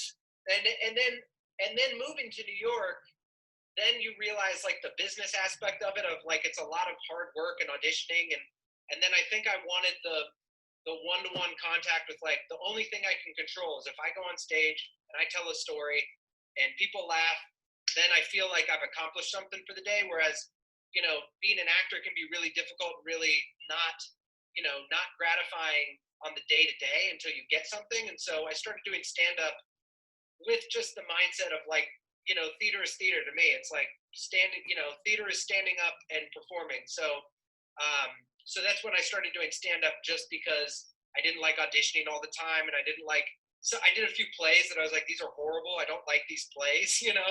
And so share. What kind of plays? What plays? Because the producer of this show probably saw a couple of them. And I was in a production of Uncle Vanya, and I like Chekhov, but my friends came to it and they were just like, man, that was long. Let's get a drink. And I was like, you know, you can only invite your friends to so many things. And I found, you know, and I was also in a few children's productions of shows, which were good, but you know, your idea of being an actor at first is like, I'll do anything, and then you if you're into like Al Pacino and you're into, like Eugene O'Neill on Broadway, and then you're waking up at 10 in the morning to play like Sherlock Holmes in a children's musical, you're like, this is not what I planned on, and so you have to adjust accordingly. That's a very good point, I have to say. So you went the stand-up comedy route to get back into. So I have to figure you prefer doing something like the full-length 70-minute monologue show to getting up there at Catch a Rising Star or Buckles of I've done the shorter sets and stuff, and it's it's always something that you have to. I literally every single day I'm like, I got to get better at like a shorter set. Like that is the thing that I know I need to get better at, and like shorter jokes and like tight, because what I like about those is then you can lay them into a longer thing. So it's like I like doing the longer shows, but I've done the comedy clubs as well, and I think there was something that drew me to like an arc of being like, all right, there's a lot of people that are competing for stage time, and I would like to be able to do those short jokes, but ultimately I want to have people pay money and sit and have like an evening of laughs, not just 5-10 minutes, but I developed a lot of the material in like bar shows and shorter sets like that. And I did make the mistake one time of when I did a brand new, I hadn't worked that hard on a set, and I just did like an hour that I thought had an arc and was so funny, and it's like 15 minutes in, you're like, you got to put the work in. Like there's no shortcuts, So even for this show that is 80 minutes, the 30-Year-Old Virgin's about 80 minutes. It is literally just a collection of 5-minute things that built into an arc. But I do prefer that, and that's what I love about Edinburgh Fringe is there's everyone working on a longer show with the theme and with the story, and that to me is just something that that speaks to me a little bit more, because I like. Well, you mentioned somewhere in one of the interviews or on your website that one of your not idols per se, but someone who influenced you quite a bit is someone like Mike Birbiglia. Yeah, 100%. And Sleepwalk with Me, and then I don't know if you saw his new play about having the baby. That was actually really, really good too. So good. Yeah. And his new one. I've seen all of the second day I got to New York. Someone gave me a ticket to see Sleepwalk with Me. And I walked in thinking it was going to be theater, and then here it was comedy, and both. And I had only seen comedy on HBO or like at a comedy club, and so even to sit and have a playbill and be like, oh, it's a show about sleepwalking, and then and it be as funny as it was, like it was that was a moment that I was like, I want to do that. And you've gotten to meet him. I don't know if you've been on a bill with him. Yeah. You're close friends, but you know the guy now. Isn't it you never heard of him. He influences you so much. Yeah. And he's kind of a peer in a manner. Yeah. I think what's cool is I do a benefit show every year at the Bowery Ballroom with my friend Corey, and we're reaching out to anyone that wants to donate their time to raise money for called Nomi Network, and they fight human trafficking for women primarily in India. And I think because when I drive in the morning, there's so much traffic. So anybody who's trying to do something about especially getting women drivers off the road, absolutely about time. Yes, stop that human trafficking to the women. Oh. Yeah. It's so funny because it's like I will laugh at anything. I don't think anything's offensive. Oh, thank you. And there was, I think when we did this show, Jim Gaffigan was on the show, and we were just backstage, and he was just like, he's like, so is this anti-human trafficking or pro-human trafficking? And I was like, me and Corey have made that joke as well, but it's like we wouldn't do it on stage during the show because it's like people that they would be like, no, not now, Yeah, but so we reached out to Mike, and then him and Jim Gaffigan dropped in as surprise guests in the same night, And I remember growing up watching Jim Gaffigan. In college was when I heard the Hot Pockets joke, which like literally, which I can't eat because they're not kosher. But still, I love saying it. Hot Pockets. I got that from him. I love it. I know, it's like the best advertising they ever got was somebody making fun of their product. It's true. But yeah, it was surreal because I remember seeing that joke and us laughing about it in college as just this guy on a TV. And then with Mike seeing that, and then you're hanging out backstage with them. And it was cool because it was like giving them an opportunity to work out new material. They were happy to do it and they were happy to help a good cause. And then you get to kind of be a peer with them by like forcing the situation, you know? So I got to introduce Mike. When he came on stage, we shook hands, and in my brain, I was like, we're on the same level right now. And that may not necessarily be true, but 12 seconds, yeah, shaking hands, they're introducing him, nice to be MC, and then he becomes Jim Gaffigan, and you become Kevin James Doyle. Yeah. Until you have that level. Yeah. You're on CBS Sunday morning someday, God willing. But let me ask you, since you have also done the whole stand-up comedy thing, how do comedians at your level get along? Is it very backbiting or kind of worried about stealing jokes, or do you generally support each other, even though, of course, everybody wishes they'd get the sitcom, they'd get the whole big set of Carolines or something? Yeah, I mean, I think I feel like from, you know, you kind of just find your friends like any other group. It's such a large group. Like I find myself, whenever I get like jealous of somebody, I always like check myself, and it's usually something with me that it's like I wouldn't trade places with them. You know, it's like sometimes it's like I don't know, you just find the people that you like and then wish well for everybody, and then work harder for yourself. Like sometimes I find that I get more jealous when I'm not working hard enough in my own life, and I'm not writing enough, and I'm not doing the things that it's like, meanwhile I wish I had what that person has, but there's this thing that you've been saying you wanted to do and you haven't been sitting at your desk and doing it, you know? And so but good psychology right there, good self-analysis. Yeah. Let me ask you, the name of your show is the 30-Year-Old Virgin. That's the one that people can watch on Amazon Prime and Google Play. And where else is it? iTunes or? It's also on Apple TV, Amazon Prime, Google Play, and anywhere where you would rent a movie. Now, I'm hoping that we're not spoiling anything by saying I'm assuming you are no longer either 30 or a virgin. So I know even during the pandemic, do you have a girl? Are you getting any? You have sheep?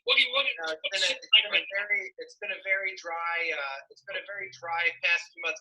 It's been I feel like everyone who had a girlfriend or boyfriend at the beginning of the pandemic, they're either married now or broken up. I feel like, but those first few months, you were just like, some companionship would be nice.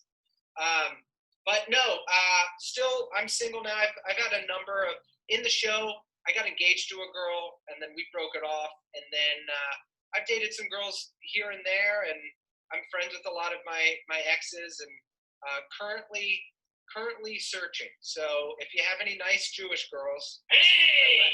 Well, are you willing to convert? Yeah, absolutely. Including the circumcision? Already circumcised. Yes! Yes, you're halfway there. Even 3/4 if you think about the pain part of that. Yeah, exactly. So without giving away too much, tell people that whet their appetite in terms of the 30-year-old virgin, which you were growing up very specifically in a heavy-duty religious family. Yeah. I think I don't have any problem anymore spoiling it, because it truly is like, you know, it's if I Tarantino it for you and tell you the end, it'll make you want to go on the journey. But I definitely don't end the show a 30-year-old virgin, and there are some twists and some turns that happened in my life that were quite traumatizing and quite intense. There's a lot of moments in the show where people are like, "Holy!" and you say the word poop. You can say holy poop, yeah. And I'm just fucking with you. It was never gonna be one, but yeah,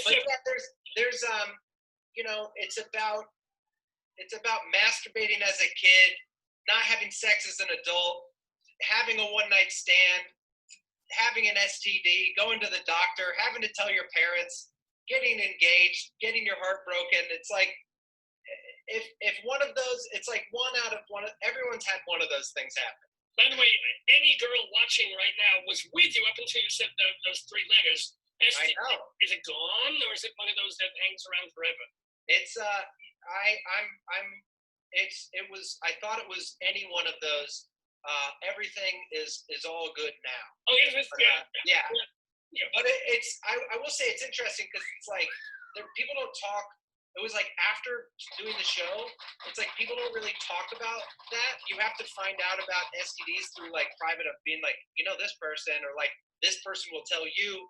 But it was kind of a good learning experience to talk about that stuff publicly, and the people that come out of the woodwork that want to be honest about something that they experienced, like, was actually very therapeutic and very very encouraging about human beings in general. Like, people just being honest about their lives were really helpful for me. I know a fellow rabbi of mine who was just he was doubly embarrassed because he was riddled with crabs.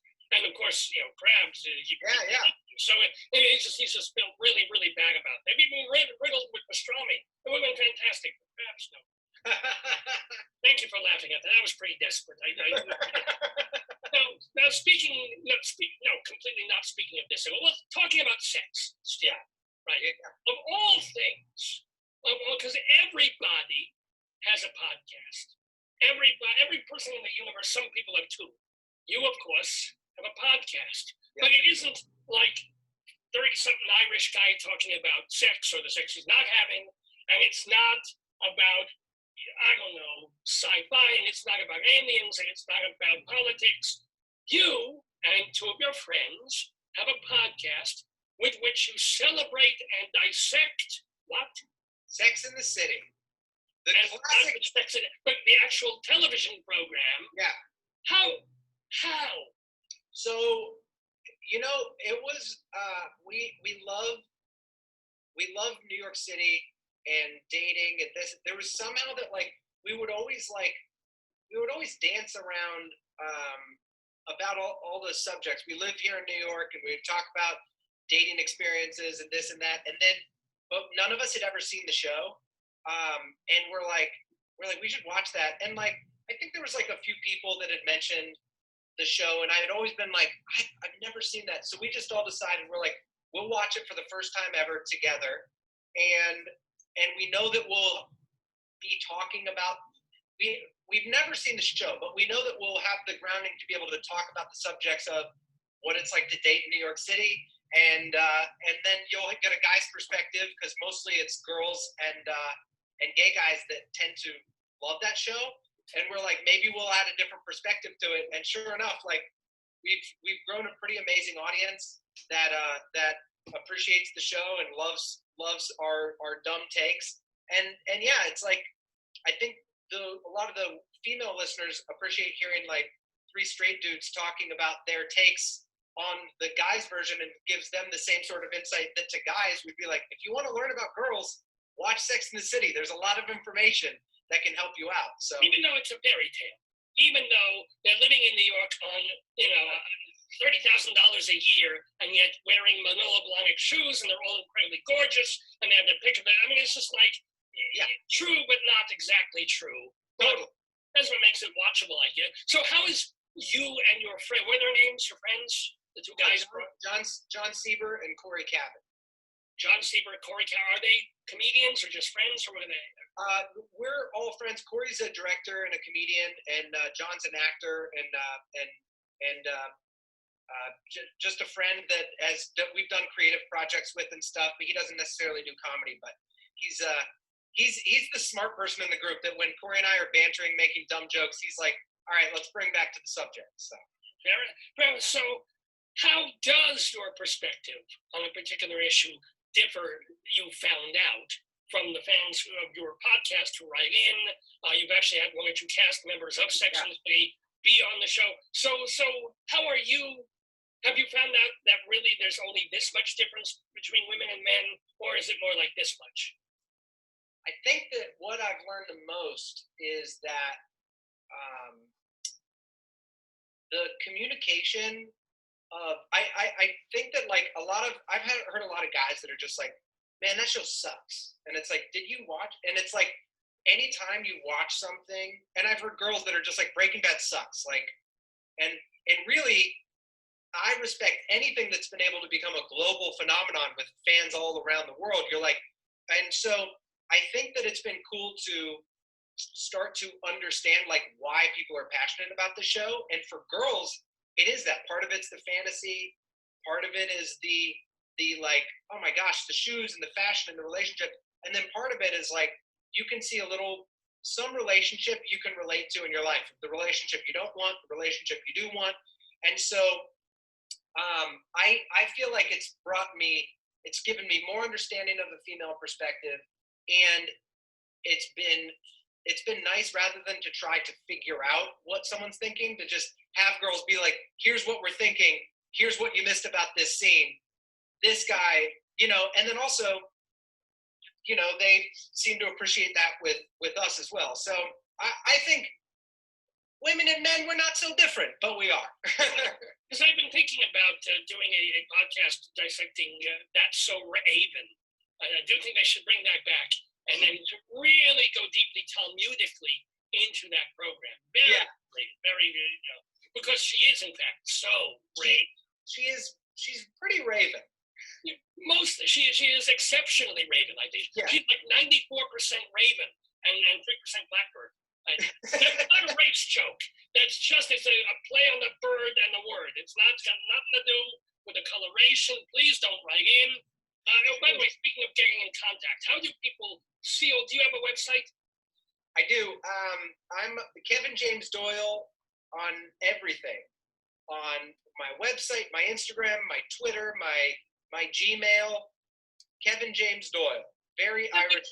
Can I ask you, has that been worth it in the sense of all the effort that it takes to keep up a Facebook, website, a Twitter, an Instagram, a TikTok, a ding dong, a ding dong? Yeah.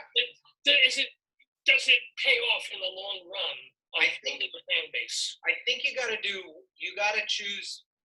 You have to have at least one. You have to. And for me, like, I wasn't great at doing like short jokes on Twitter, but I've enjoyed Instagram, and I've enjoyed posting things, or sometimes something crazy will happen to me. I got mugged in New York.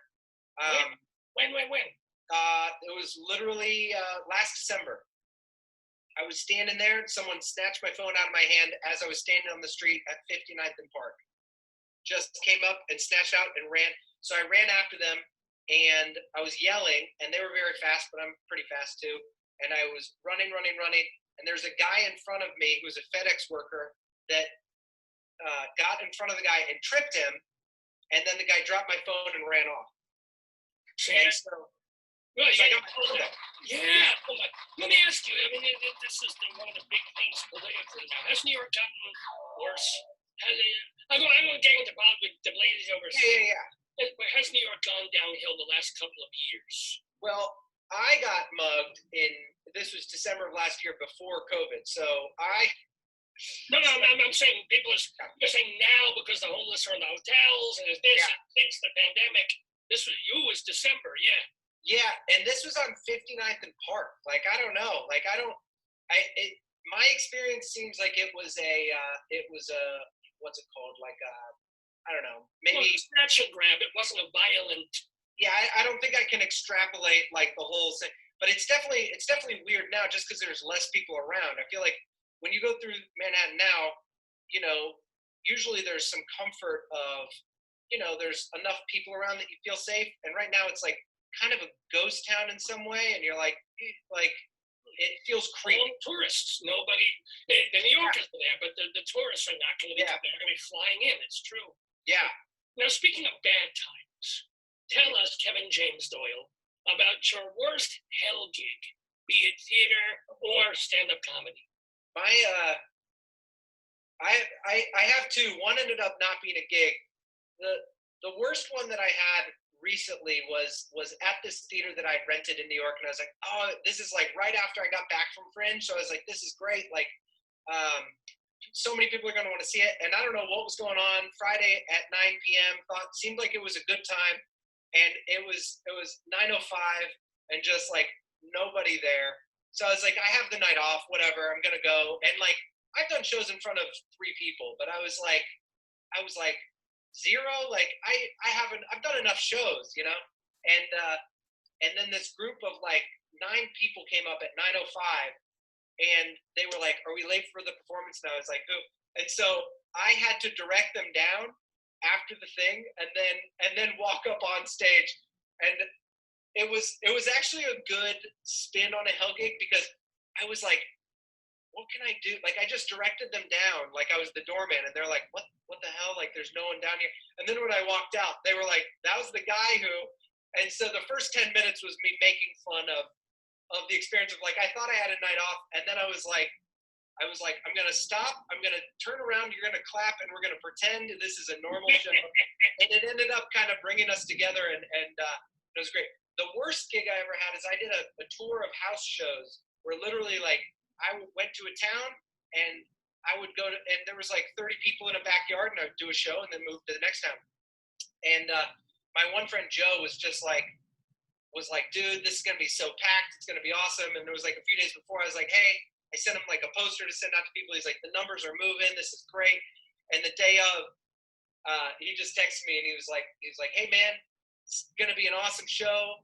I don't know how many will be there. And then when I finally got to Cleveland after like a 5-hour thing, he's like, yeah, dude, there's no one, but it's okay. We can just go out to dinner. So he just took me out to dinner, and I drove to Cleveland for nothing. It's not really a hell gig. That doesn't count either. I got it. A hell gig is when you're dealing with hecklers. A hell gig is when someone, vomits and dies, or you vomit and die. That's a hell gig. Yeah. This would have been a hell gig if it was just me across from my friend Joe. But instead he just bought me some buffalo wings. That's awesome. But let me ask you though. One of the things I noticed when I watched pieces of your work on YouTube or other places is, and it's quite noticeable, you're very comfortable on stage. I don't sense nerves. Do you get nervous and conquer it, or do you just have this thing where, I'm walking off from the side, I'm going to go on stage, all these people want me to do well, and you don't even feel it. You're like, fine. I think people can tell if you have like a fake confidence. And when I first started doing stand-up and storytelling and stuff, I think I had like, I would listen back to my sets, and it was very loud, and I would never be quiet. And it was just me talking so that I wouldn't hear people not laughing. And then the more I did it, the more like I'm always nervous before a show, and I'm always nervous as I'm walking up to the stage. And then whenever I get to a microphone or wherever I get in front of people, the only advice I've ever given myself, and the only mantra that I do, is I'm like, you're just talking to people. That's all you're doing. You're talking to people. And like, sometimes it doesn't go how you want it to go. Sometimes it goes really well, but it's just like you're talking to people. If you know what you're going to say, you use some of the things you already wrote. And then if somebody gets up and walks out, or someone sneezes, they're in front of you. You can talk to them, or you can choose not to. But it is talking to people. And I think like you got to do that in the funniest way, and you have to tell the most compelling story, and you have to be, you have to use volume, and you have to use funny faces, and you have to trip and fall if they don't make people laugh. Do whatever you can, but at the end of the day, you're just talking to people. And that's like what I've wanted to do, is be like, what would it be like if I could just talk to people in the funniest way possible? And so I'm glad that comes across, because that is the only thing that has made me comfortable, is just being like, you're just talking to people, and people are excited to hear what you have to say. You don't need to try any harder than that if you've put in the work. And it's true, I have to say, it has been very, very comfortable and delightful talking to you, Kevin James Doyle. I want to remind everybody that you can find him everywhere just by Googling Kevin James Doyle, but especially you're going to want to go to all your internet googly Amazonian places to look for the 30-year-old virgin. Before we let you go, though, can you tell your dad's chicken story? My my dad's chicken story? Yeah. Not chicken. I misread. Hold on. I got my glasses. Not chicken story. I gotta clean my glasses here. Hold on. I was like, oh, the dad chicken story. I know. I've got. No, I misread tickets for chicken. The ticket story. What the hell's wrong? I gotta get this thing up. All right. Yes. Please tell me about this tickets story. It's very cute. Okay.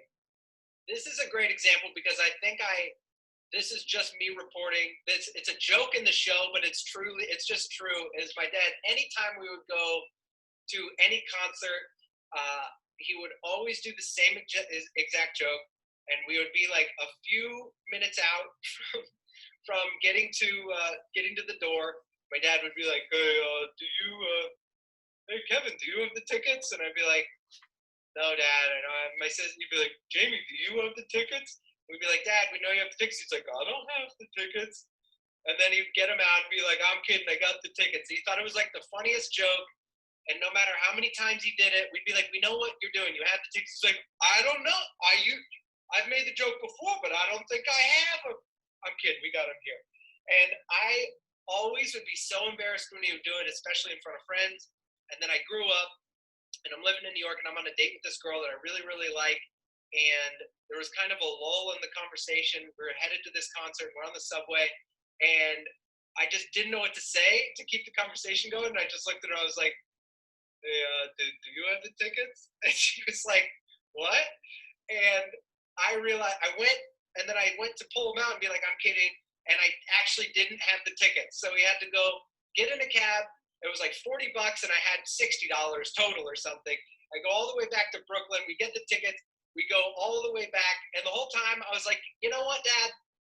I appreciate the joke. You put a lot of work in to have the tickets every time. I was arrogant to think that I could pull that off, and so he's so excited. He's like, I can't believe my joke's out in the world now. It's in your special. He's like, the people are finally going to appreciate the do you have the tickets joke. Well, I hope people will be getting tickets to see your shows for many, many years to come when you start being able again to do the show that you are working on, Loud, Blonde, Bald Kid, which you've done in various places, which we're going to film, and you were going to do all these things, and it's on hiatus for a bit. Yeah, it'll be back. It'll be back. And then what else are you working on, real quick? What else is on your... And of course, the Bradshaw Boys podcast. Let's not forget that is continuing, the BradshawBoys.com. But are you working on I know playwrights don't like to talk about something they're in the middle of, but what you working on? No, I feel like I've been gathering up ideas for the winter. There was one idea that I had that I thought would be really fun, and because I can't perform in front of audiences, I have a number of stories that take place around New York City, and I'm going to be filming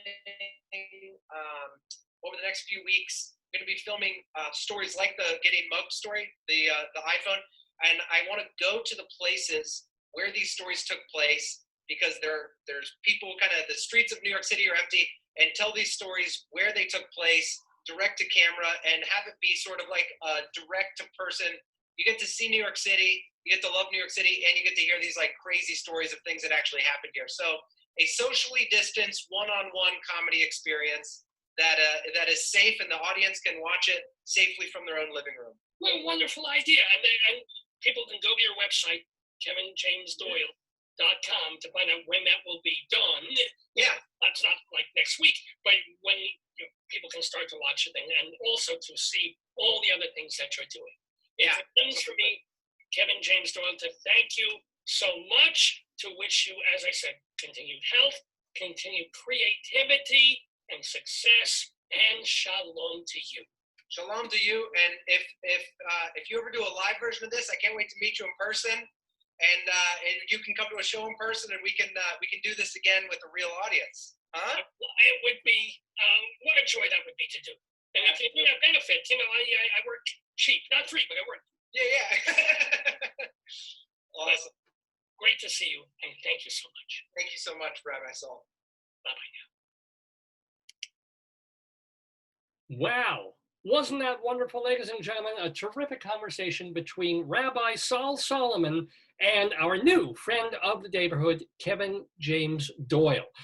So much more fun to have on this Dave's Gone By episode on this October 17th, 2020. It is, I don't think I mentioned this, our 700 and, what show is it? Is it 86 or 68? I always get 768. We're calling it Hello Doyly. Get it, for Kevin James Doyle. And we're going to be welcoming in a moment or two our guests to play the Today, Yesterday trivia quiz. There'll be Leslie Hoban Blake and David Sheward. As a matter of fact, let me bring them in while I tell and give a shout out to all the folks who've been tuning in to this program. So what we got David, he's in there. So I'm going to welcome him in, and we're waiting for Leslie as well. Hello, David. David, you don't have to wear a mask. Where you can breathe as hard as you want on the lens. Hi. Hey, how you doing? How's it going? Okay, how are you, David? Good. We're waiting for Leslie. I'll introduce you properly. All right. Also, I want to give a shout out to all the folks who've been tuning into the show. I'm going to start from the middle because we mentioned the first batch earlier. But there's Tom and Michael and Jimmy spelled the Hendricks way. Gail, Robert, Robin, Jonathan, Lewis, Jeff, Bob, Scott, Raouf, as opposed to Raoul, it is Raouf, Alan, Michael, Andrew, Josem? Susan, maybe, John, David, Jake, Diana, Ivan, Lisa, Katie, Karen, Scott, Trevor from my old radio station, Alan and Darren and Ian and Joseph and Jeff and Michael and Doug, Howard, Mark, Marcia, Maria, Eden. We lose some people? Yeah, we lost, what's his name? We lost David. I don't see David. Oh, I've got him. He's there. I don't have him on gallery view. Hold on. Because I was saying we don't see Because I'm talking. There we go. Good point. Thank you. Eden and Mem, someone named Mem, Jim, Robin, Toby, Mark, Susan, Paul, Glenn, Aaron, Susan, a different Susan, Susan M, Glynis and Peter, David S and Michael S, Kristen, Daphne, Paul W, Perry, David G from my high school, Stephen M, Judy, Joseph, Deborah, Matt, Woody. Oh my God, we've run out of time. There's no more time for the program. David looks good. It's good to see David. No, it's fantastic. I got an email. Let's see. I've got a text from Leslie. I'm sure her machinist. Leslie, you could wrap up 5 minutes earlier, so you'd be on time. She could also use her phone and tell her she could go on Zoom through her phone. I'll tell her when I see her. She should be momentarily. But first of all, we're going to welcome with a brand new haircut our friend David Sheward. How are you, David? I'm fine. How are you? I'm good. Welcome back to the Daverhood to play our quiz. So how's teaching? How's life been this past week? Well, I'm visiting my mother here in Lansdale, Pennsylvania. So I'm here in my mother's place. I'm so sorry. I totally. Wow, David lost his father last week. I'm sorry, I blanked on that. Oh, that's quite all right. That's okay. Yeah. How's your mom holding up? She's fine. She's sitting over there having breakfast. And we just went down to get the newspaper, and I'm staying with her until Sunday, and then I'm going back to New York on Monday. I'm going back on Sunday to go back to teach school on Monday. Is it still Shiva? Did they cover? Did you do something with covering the windows and all that? Well, we're not Jewish, so no. You're not Jewish? No, I'm not Jewish. I was not. Why did I think you were Jewish? Oh. It's funny. A lot of people assume I'm Jewish, which is kind of strange, but I'm not Jewish. Oh, I'm afraid we'll never let you on the show again now. But my husband. Good to know you. Yeah. So how do you? Did you have a? I don't know what you are then. How did you? Well, our family's kind of non-religious. We're Protestant, and we had a funeral service earlier in the week. And because of COVID, it had to be very small. But later today, we're having a Zoom meeting like this to commemorate my father with various family members who could not travel because of the COVID situation. So if it's not too personal or whatever, can you tell us a nice story about your dad? Oh, well, let me think. He was a very funny guy. He went to see me whenever I was in a community theater production. And he would always say afterwards, you're all right. I don't care what anybody else says. So being funny. Being funny. Thanks, Dad. Thanks so much. No, but he was a great guy. He appreciated, when most fathers expect to take a kid to baseball or football, he would be taking me to matinees at Philadelphia area theaters, like the Valley Forge Music Fair or the which does not exist anymore, or the Playhouse in the Park, which also does not exist, or the Forest or the Locust Theater. Forest is still there in Philly. Yeah, the Forest is still there. I don't know if the Locust is, or the Walnut Street Theater. Yeah. I remember one time we went to the Valley Forge Music Fair and we were going to see Ava Gabor in Applause. And at least it wasn't Zsa Zsa. Yeah. It was a Saturday matinee, and the night before she tripped and broke her ankle, or earlier in the week she tripped and broke her ankle. Yeah. So we got there, and they made the announcement: Miss Gabor cannot, perform. So her understudy is doing the show, and it was very sparsely populated. The seats and everything. Yeah. And we had seats in towards the back, the cheaper seats, and there was hardly anybody. And I said to my dad, "Well, why don't we move ahead?" And I said, "No, we paid for these seats. We have to sit here. It would be dishonest if we moved." And then we saw some nuns moving ahead. And I said to my dad, "Look, if those nuns can do it, we certainly can." And he stayed where he was, and I moved ahead. Wow. Because I've been to Broadway shows where if it was sparse and you were up, they wanted you to move down. They wanted people closer if it was a comedy, especially to laugh. But and one other thing, the next show after Applause was Frank Gorshin in Promises, Promises. Mm-hmm. And Frank Gorshin also tripped and broke his ankle. What kind of theater is this? But we went to the Saturday matinee, and he went on. He did the show. Wow. He was in pain, but he did the show. That's a trooper. And he was being interviewed on some local Philadelphia talk show, and they said, "Oh, well, Frank, what happened?" And he said, "Well, I was at a party doing an imitation of Ava Gabor." That's good. That's good. But he did the show. He did the whole show. Good. Yeah. No, I mean, and was he good? Do you remember anything about it except that? Yeah. It was the Valley Forge. It was very, very little scenery, and it would be like a star from television or someone who was a star 20 or 30 years ago in some recent show. Like Peggy Cass did An Almost Perfect Person. Sandy Dennis did The Royal Family.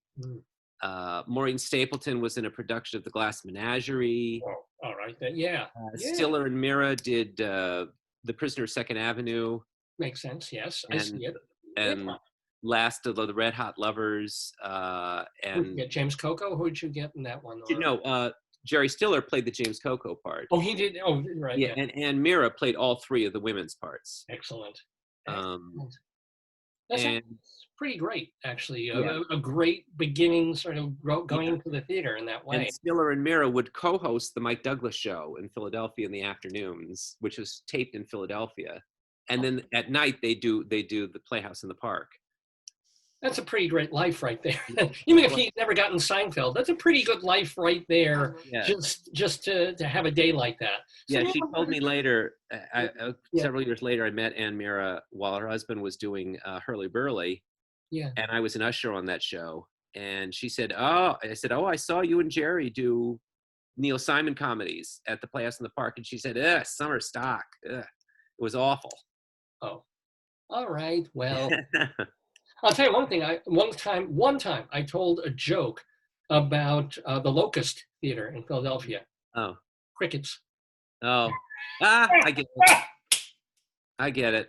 Thank you ever so much. By the way, Mazel Tov. Here we go. We have admitting into the Daverhood, ready to play the game, I hope. Do we have Leslie Hoban Blake joining me and David Sheward? Do we have her? By the way, you're watching Dave's Gone By with me, Dave Lefkowitz. David Sheward is here. For more information about the show, go to davesgoneby.com. Remember, it's Dave like my name, davesgoneby.com. We got her. Coming in. There we go. Well, welcome, Leslie. Hi, David.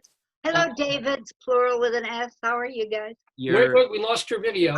I'm coming. I'm getting there. Okay. That's what she said. All right, she's almost. I knew better than to say anything this morning. No, that's what you said last night. That's what she said last night. If only. Thank you so much. Leslie, if I could turn your computer, like if you know you're going on at 10:45, might be nice to turn your computer on at 10:30. Just a thought. Just, we already David, have you met me? Well, no, you're a director. You should know the importance of casting calls and what do they call the time that you're assigned to David, show up. David, have you met me? If you're on time, you're early. Thank you. That's David Sheward understands. It's a Jewish 10:45. 15 minutes early is on time. I actually started, but the thing was that the machine was absolutely cold and I have very bad bandwidth. So it actually took 25 minutes, believe it or not. Really? And really and truly, I started at 10:30. I was going to surprise everybody. Where is everybody, by the way? Are we everybody? This is everybody for the quiz today. We were going to have Kevin James Doyle, comedian guest, join us, but he had to do the interview with Rabbi Saul last night, and we just played it. So you would know that if you actually watch the show, Leslie. If you actually tune in at 9 o'clock. No, I tune in afterwards, so I see it in retrospect. What was I going to say? Somebody said that it was going to be on my tombstone, like it was going to say in a minute or something like that. You know. I've known you for many, many years. I never knew you were late. You don't come late to the theater, I don't think, do you? Last minute, we all do. That's debatable. To me, getting to the theater on time is the curtain is going up and my fanny hits the seat. Oh. That's on time, though. That's on time. And just to drive my poor late father crazy, because I used to take him to the theater with me, and I would pick him up in a cab, and he would say, "We should be there now. We should be there now." I said, "Dad, we'll be fine." And we would get in, and the curtain would not have gone up yet, but it would make him insane. Yeah. So maybe it was just a reaction to all of that. I don't know. Yeah. By the way, David, my condolences. I don't know if you got my. Yes, I did. I got your email. Thank you. That's okay. I'm very sorry for your loss. I got your email. Thank you. And did you read Ben Brantley, who is leaving as chief critic of the New York Times? I mean, he said this a couple of weeks ago, but he did a piece about that, and he said he's going to miss the theater terribly, but he won't miss going to he's not going to miss the rain and the taxi and the waiting and the line and the thing. And it wasn't that bad. Stuff. Listen, he doesn't have to use a walker to get there. When I started to use the walker, you have no idea how that changed everything. Getting a cab in the rain. If I don't call in advance, now where I live, I call in advance. But getting a cab and getting in, and once getting taken by an Uber driver for $35 to take me from 42nd and Dyer to 45th and 8th, because it was raining and I didn't have a choice and I couldn't get there any other way. And I'm thinking to myself, this would be a good time, except nobody's doing anything, to try to get involved in handicap rights or whatever that's called. I just got an antivirus thing. Wait a minute. No. Hang on, guys. If only, oh no. No, you're here. We still have you. We didn't lose you. You're still there. But I don't know how to get back. No, you're here. Leslie, you're here. But I can't see you guys. But can you hear us? Obviously you can. I can hear you. I have a blank screen. What do I do? Oh. I don't know. The virus protection gave me a note, and then you guys disappeared. Hello, I'm coming Are you back. on a Mac or a PC, Leslie? I'm on a very slow PC, and it's not old either. It's not. See, I'm telling you, the world right now is just. There I am. No, I got it. I got it. You push enough buttons. You push enough buttons, something has to happen. Well, that's right. Okay. Too bad we didn't call the IT department. Yeah. Too bad we didn't call it. That's right. Oh God. Anyway, what I was trying to say was I was thinking about getting more involved in ADA. I mean, I have time on my hands. I should be doing something. Yeah. It was one of the sad. It wasn't a sad moment, but I remember, David. Who was it? Was it Marjorie Gunner? Who was the woman who ran the drama desk for years and years and years? No, she ran the Outer Critics. Sorry. Yes. She ran the Outer Critics. Outer Critics. And I remember seeing her outside, and she was old. She was like late 80s. Very early 90s at this point. And she said, this is it. It's raining. I'm waiting for a taxi. I love the theater still, but I can't anymore. And she died a couple of years later, but that moment of, she wasn't really ready to give up the theater. She was just ready to give up going to the theater. None of us are ready to give it up. And the thing is, if the theaters were a little more, They try. I know that there's certain people, certain theaters that do try, and I know this is not what you want to talk about now. And I don't feel disabled. In other words, I can get around. But for my own security, I use the walker because I have balance issues, which are not visible. I stopped asking people on the handicap line who didn't look handicapped whether they were handicapped or not, because I realized that they are non-visible handicaps. Of course. And that took me a while to figure out, you know. Look at me. I got stupidity. I look smart, and then you talk to me for 5 minutes, and there you go. Well, that can get you elected president sometime. Absolutely. That's hardly a handicap these days. Well, But we anyway. are having. Oh, sorry. Yeah. No, please, I don't mean to do that. Go ahead. Well, it's time. By the way, Joyce says, "Did you get a haircut, Leslie?" I did. Thank you, Joyce, for noticing. It'll grow back. No, she says it looks great. I like the little page, but it's kind of the Nancy Drew thing. Well, it's what it did. You know, I went to sleep, and it actually, it's almost, my hair is a natural wave, which I fight all the time, but I couldn't fight this morning. Oh, yeah. I do that with my pubes. It's fine. It looks great. It looks terrific. But do you use a curling iron, hot heat on your dear. pubes? That I want to know. How brave are you, David? Okay. Not that brave, that's for sure.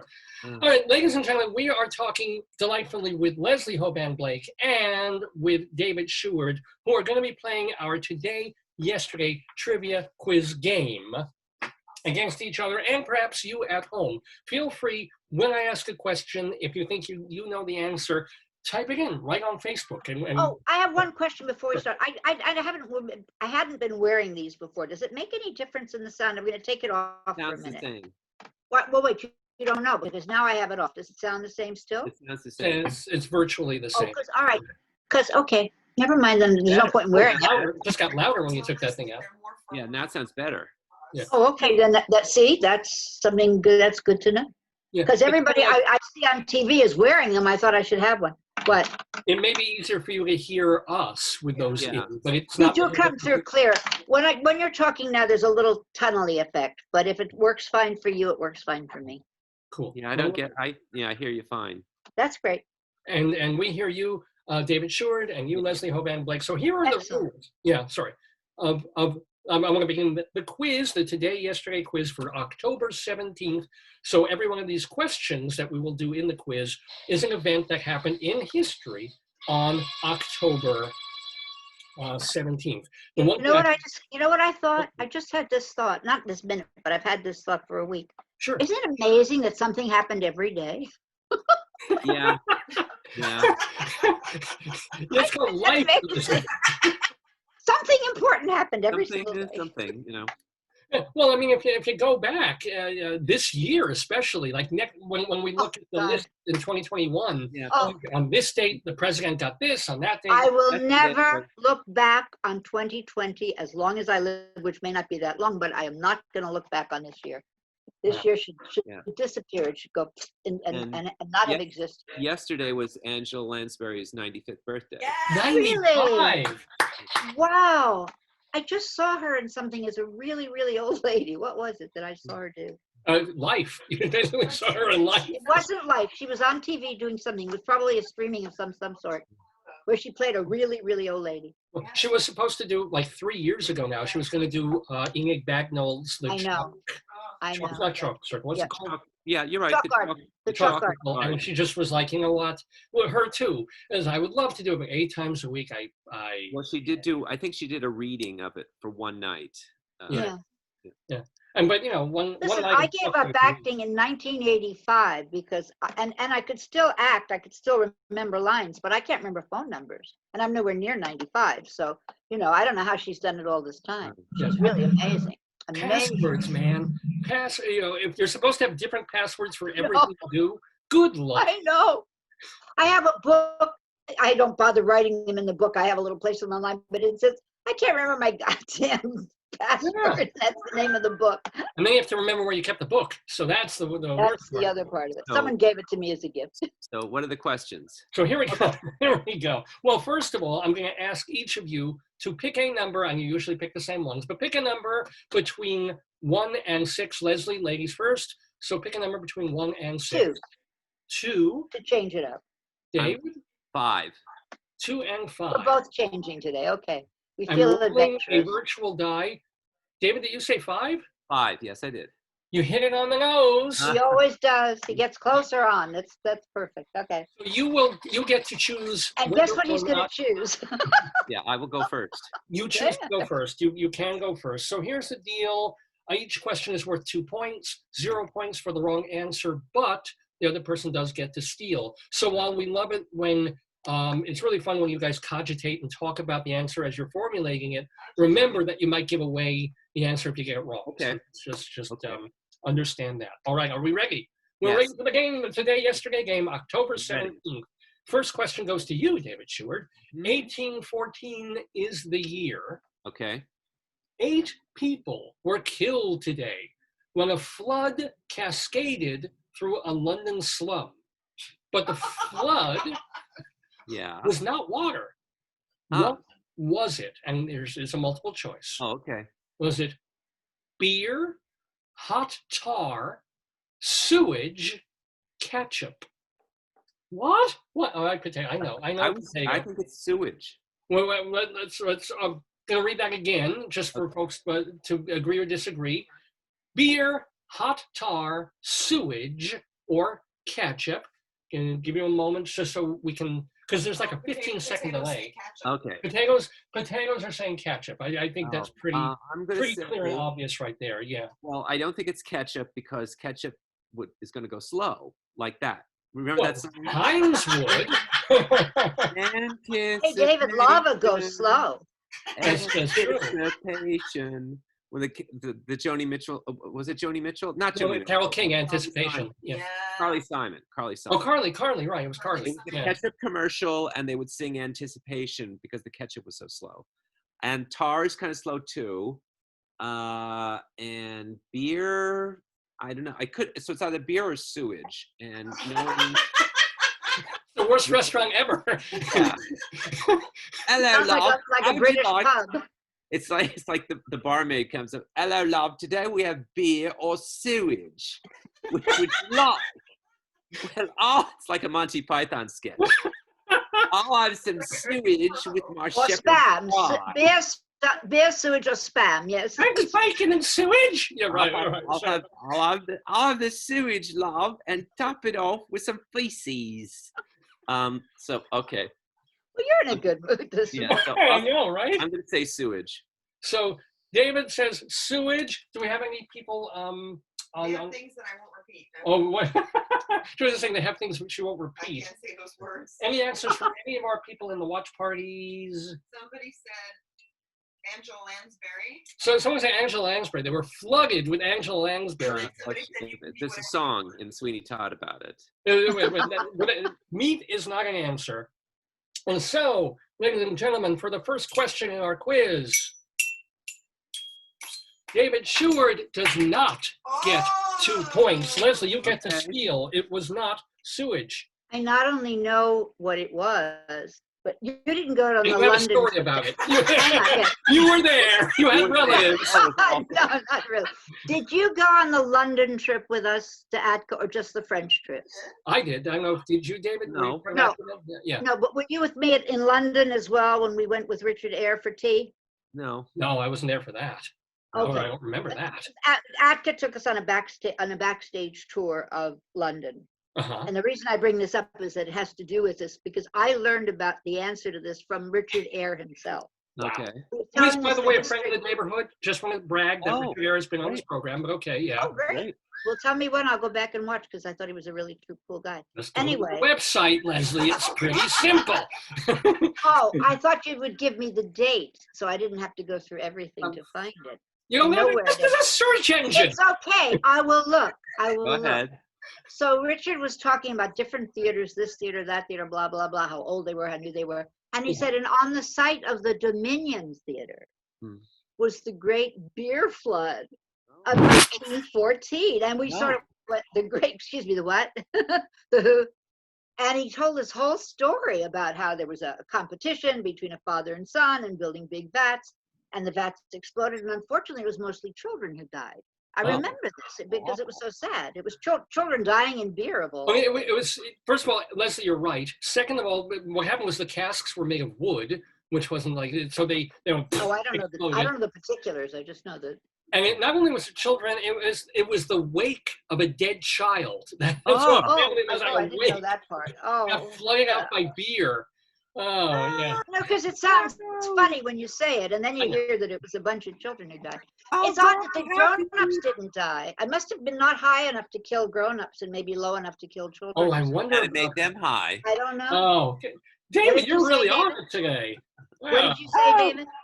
I said it made them high. Made them high. No, I tell Okay. David it's the Philly vibe. Philadelphia. It's Philadelphia.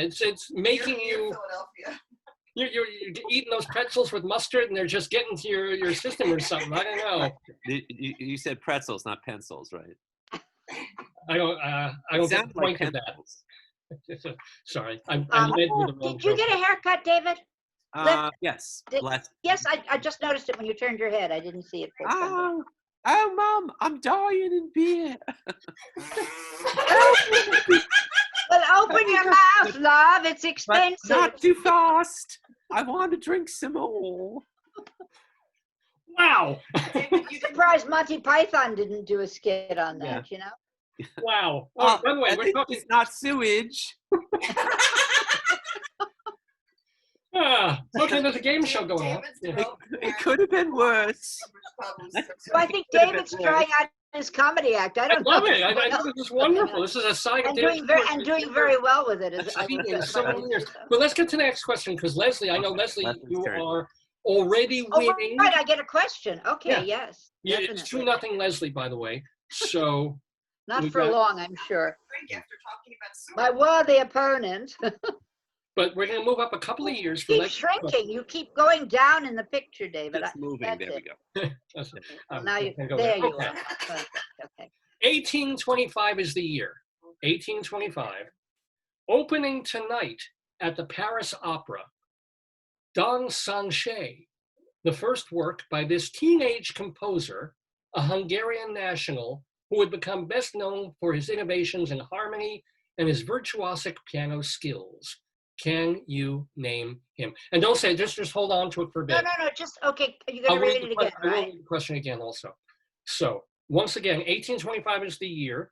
Opening tonight at the Paris Opera, Don Sanchez, the first work by this teenage composer, a Hungarian national, who would become best known for his innovations in harmony and his virtuosic piano skills.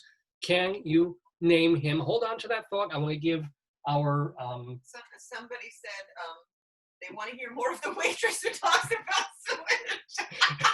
sewage. so please, waitress David, can you give us a little more sewage talk while Leslie thinks about her answer? They're enjoying it. I've got my answer. While we're waiting, I was just serving some sewage to this gentleman who's Hungarian, and he was talking about his opera that's opening at the Dominion Theatre. And then we sat, and next to him is Mr. Richard Eyre. Oh, love. Angela Lansbury is a mere child. Oh, I think it's a he's shame playing that a child in this one. He's in the kitchen serving up the kippers. And you keep leaving out the spam. You keep talking about everything but spam. I don't Well, understand. You know, I don't want to be too. Oh, you don't want to be on the nose. Is that the idea? Okay. Yeah, I don't wanna definitely be not. too There we derivative. go. Oh my God. Of course, I keep some handy. Of course. I'd Anyway, also like a piece of rat pudding. You haven't lived until you've had spam and baked beans on No. toast. Oh dear. is it that bad? Oh no, it's enough. What? Is it that bad? Oh I- God. Oh, well. These are canned or tinned, if you'll excuse me. Oh, you mean in the Tinned baked beans Yeah. on top of a slab of spam on a piece of bread, and it's put on the toaster's on the top of the stove, and they toast it You're just together, vamping and they because you serve don't it. know the answer. And it looks. I mean, I do know the answer. I have it. Well, I don't know the answer. Where I am. No, but actually, the Okay, secret the is only sewage. clue that meant anything to me, the part of the clue that gave me something was Hungarian and piano skills. So I'm going to go for Liszt, is the only one I can think of who fits those two categories. I don't know the opera at all. I'm not an opera person. Somebody said Jerry Seinfeld. Maybe. So is it Jerry Seinfeld, which I don't even. I have no idea. Or Lin-Manuel Noriega, either one. You can pick your choice. Well, Leslie Hoban Blake, We are checking it twice because you're making a list, ladies and gentlemen. Well done. Okay. Fran's list. Because I figure I loaded enough clues in there. So if you didn't know Well, the the other, Hungarian was none of the rest of. Then you said piano skills. I mean, yeah. I remember Listomania. That's what I know List from. Was that Ken Remember Russell film? Listomania? Was that, yeah. The Ken Russell film. And Unbelievable. I thought it was List because he was a character in this miniseries called Notorious Woman with Rosemary Really? Harris as George Sand. And Okay. she was yes. friends with him. She was and, friends with everybody, baby. And she was having an affair with Chopin, Yes, absolutely. who was played by She liked those piano hands. She had a thing played about by piano. George Chakiris from West Side Story. Who is also Yes. a friend of the Daverhood, by the way. Oh, I'm just dropping names right here. Wow. Was on this Okay. program. See, Leslie, it's called a search engine. You go to davesgoneby.com. Let me write this down. Wait, I got to get pencil and paper. Write this down. If you type in your name, you'll find all the times you were on the show. Among other things, yes. Yes. Okay. All right, now, Leslie, I will say that you are leading this game 4-0. So, Not for long. I'm sure that the great David will. Did she steal from me? She She stole from me. stole- I stole from you, David. Okay, I got it. Stole Okay, from you. go ahead. But you have a chance, David, now to get 2 points back. Here we go. I mean, you're not back. Two points for you. Okay, The year, a fun year, 1933. all right. Unable to return to Nazi-occupied Europe, Albert Einstein arrives in Princeton, New Jersey to begin life as an American. Mhm. Among his many other scientific endeavors, Einstein engaged in a long-running public debate with a fellow physicist, a dispute that continues to influence the field of quantum mechanics to this day. All right. Who was Einstein's Danish counterpart in this debate? Well, the one that leaps to mind is Niels Bohr, who I think it brings to mind the play Copenhagen with Philip Bosco as this character. And I think it's Niels Bohr. I'm going to say Niels Bohr. Is that, well, I want to see, it's probably too quick for anybody. What's his name? Manuel Noriega. Oh, what? Hold on. Oh. David, your answer is such a bore. Well done, David. Yay. We got it. You What got I it. love, David, is that we get so much of our information from movies and from theater. I It love has it. nothing to do with history. Actually correct. But well done. I mean, if that's how your synapses are connecting, Yes. there you go. Well done. And he was also in this mini-series with Jeffrey Rush as Einstein. I think. Ooh. Oh, Is I that- love that that. was- yeah. Oh, that was wonderful. That was on the It's history. on the National Geographic Channel. And, Yeah, right. That was fantastic. Ooh, I want to watch I that. love Jeffrey Rush. I interviewed Jeffrey Rush, but it is not anywhere where you can find it. I did too. When he was Oh. doing the King's speech, Right. I called him in Australia. Oh no, I did it when he did the piano guy Yeah. way early. Wow. I forget the Well, name of that guy, but But you, I actually did it in person. He was the sweetest guy. here's a COVID thought. Here's a coronavirus time thought. We'll never Oh, be you know, able to do stuff this that- again. In my little bit of spare time, I've been making sure that the reviews I've written and the How do you know plays anything and the other about things that? I've written, I've been posting Okay. them to my other website, davelefkowitz.org. So people can, people want to see a review I wrote of a show in 1991. There it is. So I'm asking you if you guys have tapes and reviews that you've written years ago and audio and things. I mean, have you thought about the legacy of, well, no one will ever hear these things again unless you Mhm. make them available?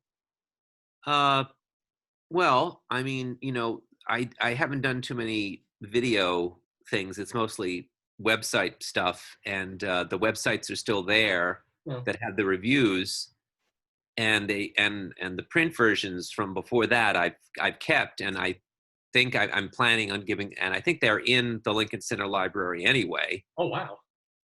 Well, then if you go to the Lincoln Center Library and you look up a particular show, somebody has cut every single review, every single print review, and they pasted it in a gigantic book.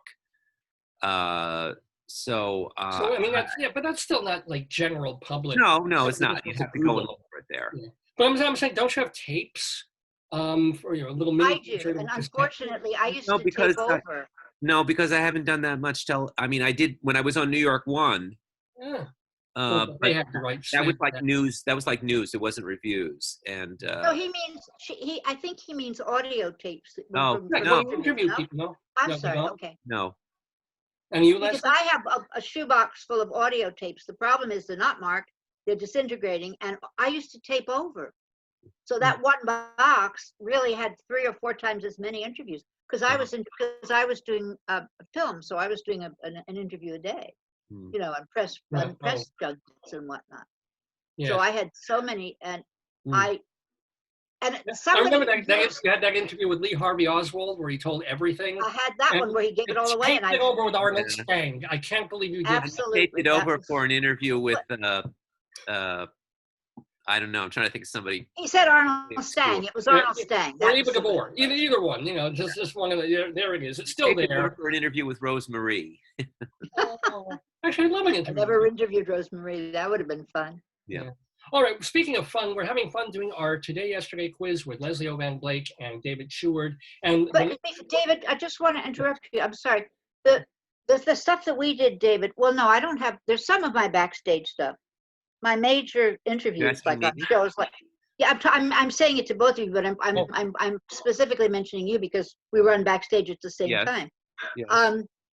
So I would go out and do on location. I had a thing called On Location, and I would go out to Silver Cup, and I would go to the set of Oz here in the city, and I would go out there for Sex in the City. So there are only a couple, maybe 5, but they're still online. Yeah. They're still online, and I mean, I literally had to go all the way out there and come back. I mean, I thought that was a big deal because I don't go to Brooklyn much. I was born there. I stay away. But anyway, so those things are still online. Backstage kept a lot of what we wrote. Well, good. Well, I mean, I think that's fantastic. I'm just Theater Mania also. I have a whole section on Theater Mania that's still there.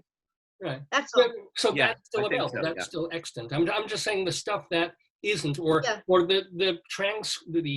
the interviews that you did that turned into articles. I think it's more important almost for history to hear the tapes. Of course, no, I understand what you're saying. I'd be happy to turn over the shoebox of tapes, but I really think they're going to open it up and find a bunch of flakes. You know, no pun intended. I know. But you know, thank you very much. Anyway, sorry. Our next question goes to you, Leslie Hoban Blake. Oh, goodness. We're leading the game 4-2. And now we move into a new. I want it noted that David tells stories too. I just want it noted. Yeah. We have a comment apparently from the comment from the nun, Vicky. Oh, Vicky Quaddy of says, Late Night Catechism says yes. Fascinating information. Fascinating information. I love it when people talk about the interviews they've done. Get on with the quiz. Yeah. I love it when people talk about the interviews that they have done. And all the background about them. And all the background info on them. So yeah, no, it's not just answering questions. It's part of it. I thought that person was going to say, "And now get on with the quiz." I really did. So Vicky I think I know. I think I did see her do Late Night Catechism. If she was the one who did the original. I think it was Mary Pat Donovan in New York. I saw Mary Pat Donovan. Oh yeah. Okay, then I saw whoever did it in New York. But okay. Onward to 1939. An interesting year. Leslie, this question is for you. Great year in movies. If it's a movie question, it's great year in movies. Actually, it's a movie question. Okay. Here we go. It's a fantastic year. Yeah, it was. Opening is a movie based on an unpublished short story called The Gentleman from Montana, loosely based on a politician who took on corruption during the Warren G. Harding administration. Name this classic that was nominated for 11 Academy Awards, and it won 1 for Best Original Story. Okay, so give it some time, and I will read the question again in a moment. I forgot even to hold. Do it one more time, please. Yeah, I think I know what it is. Okay. Well, this is Leslie's question. 1939 is the year. Opening tonight, this movie based on an unpublished short story called The Gentleman from Montana, loosely based on a politician who took on corruption during the Warren G. Harding administration. Name this classic that was nominated for 11 Academy Awards. I want to go with Frank Capra. I have a feeling that it was, but then I have to go, which one was it? Was it Deeds or Smith? That's where I know I'm giving it away. If I say the wrong one, I've given the answer. Thank you. That's my clue. Now I know what to do. I was just coughing. That's all. I know. It's just a natural thing.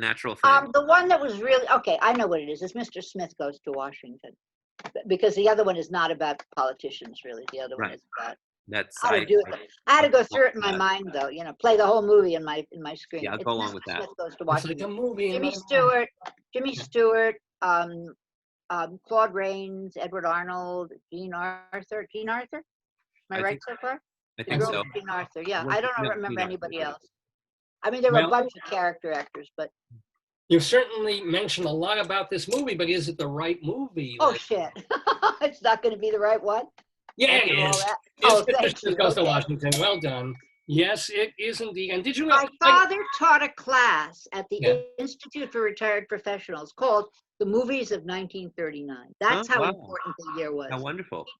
He was to a bunch of Altacockers, who went to. Was it Wizard of Oz? Was it Gone with the Wind? Those were that year? Yes, Gone with the Wind, Wizard of Oz. Stagecoach. Yeah. Joyce says Debbie Does Dallas. Debbie Does Dallas. Yeah, absolute classic. Definitely, that was up there. Lin-Manuel Noriega. They were all in that year. That was the year for everything. If you say that, Joyce laughs. What? I'm sorry. Was your father a film critic or film writer? He was a film buff. He was the person who took me to my first movie when I was 4 years old. He took me to all my foreign films at the Museum of Modern Art because there were no, and then he took me to the Thalia because there were no places to find foreign films, and they weren't on television, and there were no DVDs and blah, blah, blah. So my entire love of movies goes back to my father. I have to say that Leslie's father took me to see Paul Blart Mall Cop. I was very, very grateful to him. David was like 4 years old. My dad put him on his shoulder, took him in. There you go. Like Tiny Tim, He's younger than he looks. Yes, he is. Thank you. I think. No, wait, that's a terrible thing to say. I know, it took me a minute too. No, thank you very much. And by the way, losing contestant. I'm losing you. Something's happening. We still have Leslie. An ad is coming on. It's telling me to watch Regal movies. No. What the hell is that? Do you have ads on your Zoom by any chance? Absolutely not. No. Okay. Well, that's the second time we were interrupted. Then it's my TV. You're working on a computer from 1987. I think. That's the future, It's like a hamster in a wheel. Now you look at YouTube now, and they have these ads, and sooner or later, ads will start to interrupt Zoom and Google Plus. Yeah, that's what I was afraid of. Okay. Yeah, YouTube is horrible now. Yeah. My wife likes to watch the Hercule Poirot things that they have on YouTube. Oh yeah. Because they don't have them all on Netflix, so watch the old ones. Fantastic. They have the whole show up on YouTube, and every 4 or 5 minutes there's an ad. There's a commercial. Wow. Yeah, and you have to. Joyce, is that the David Suchet one? Yeah, he's great. Oh, I love that one. They're delightful, but it's just like. Do the one for Sonobello. Tell him the ad for Sonobello, Long Island. Do it. You do it. You watch it more than I do. It's like Sonobello. Oh no, I've seen that. Yeah, I haven't seen it. What is it? How does it go? With this Long Island accent, it's Sonobello, Long Island. To get your fat. It's a plastic surgery thing for. Yeah. Oh. We plug it out. I used to weigh 525 pounds. Here's my pants. You could get 3 of me in there now. I'm so lucky. I have not seen this yet. It has not interrupted any of my YouTube clips. Joyce says, now that you're the waitress, David, they may start targeting you with an ad. So there you go. You're targeting me. Anyway, we're moving on to our next question, which, David, now you get to play catch up. Okay. Catch up? Which I was not drowned in London. Not drowned in catch up. Here we go. So, waitress David. Yes. The year is 1943. Okay. For no reason. Okay. Completed today is the Death Railway. Oh, God. It's not the Long Island Railroad, I promise you. Go on. The Death Railway. A construction built by prisoners of war to help the Japanese send supplies from Thailand to which country? Okay. And we'll ask the question again. So all right. Go home, have a chance. 1943, finished today. And I don't know if it was on time or a couple of days late, but it was the Death Railway, a construction built by prisoners of war to help the Japanese send supplies from Thailand to which country? Well, okay. Well, this obviously, it sounds like the bridge on the River Kwai, which I have not seen in a couple of years. And Why not? well, so it must. Okay, so let me think a minute. What's next to Thailand? Is next to Nepal and India. So maybe to India. It's not China because that's too far away. Says I've been to Bangkok, and the next country we went to was Nepal, and then we went to India. Or so it's either India or Nepal, I think. Nepal is far away. I think it's India, but I think that I'm gonna say India. Final answer from David Sheward is India. Yes. Do we have any people? Somebody said Poughkeepsie, New Jersey. So it's right, Poughkeepsie, New Jersey, which is Poughkeepsie isn't even in New Jersey. There probably is a Poughkeepsie in New Jersey. We just don't know. But It's in New York. David Sheward, no, that's not the okay. answer. Listen, you get a chance to steal. All right. I was following David's thing. I don't know my geography, and the problem is obviously it's the war in the Pacific, and it's very close to the end of the war in the Pacific. Well, no, it's not. 43, did you say? 43. Well, yeah. No, okay, it didn't end until 45, until the bomb dropped. Okay, so it would have to be a country that was an ally of the Japanese to get the stuff from Thailand to an ally to fight the war. Mm-hmm. That far I can go, but I don't know the geography. So you said, the things you said make as much sense to me as anything else. I'm trying to think of where, and they had invaded China. Mm-hmm. And I don't know how far it is, but obviously you said it was far. So I'm trying to get a mental map, but I'm going to come up tapped here. This to me would have been a multiple choice question. Sorry. It's not the one I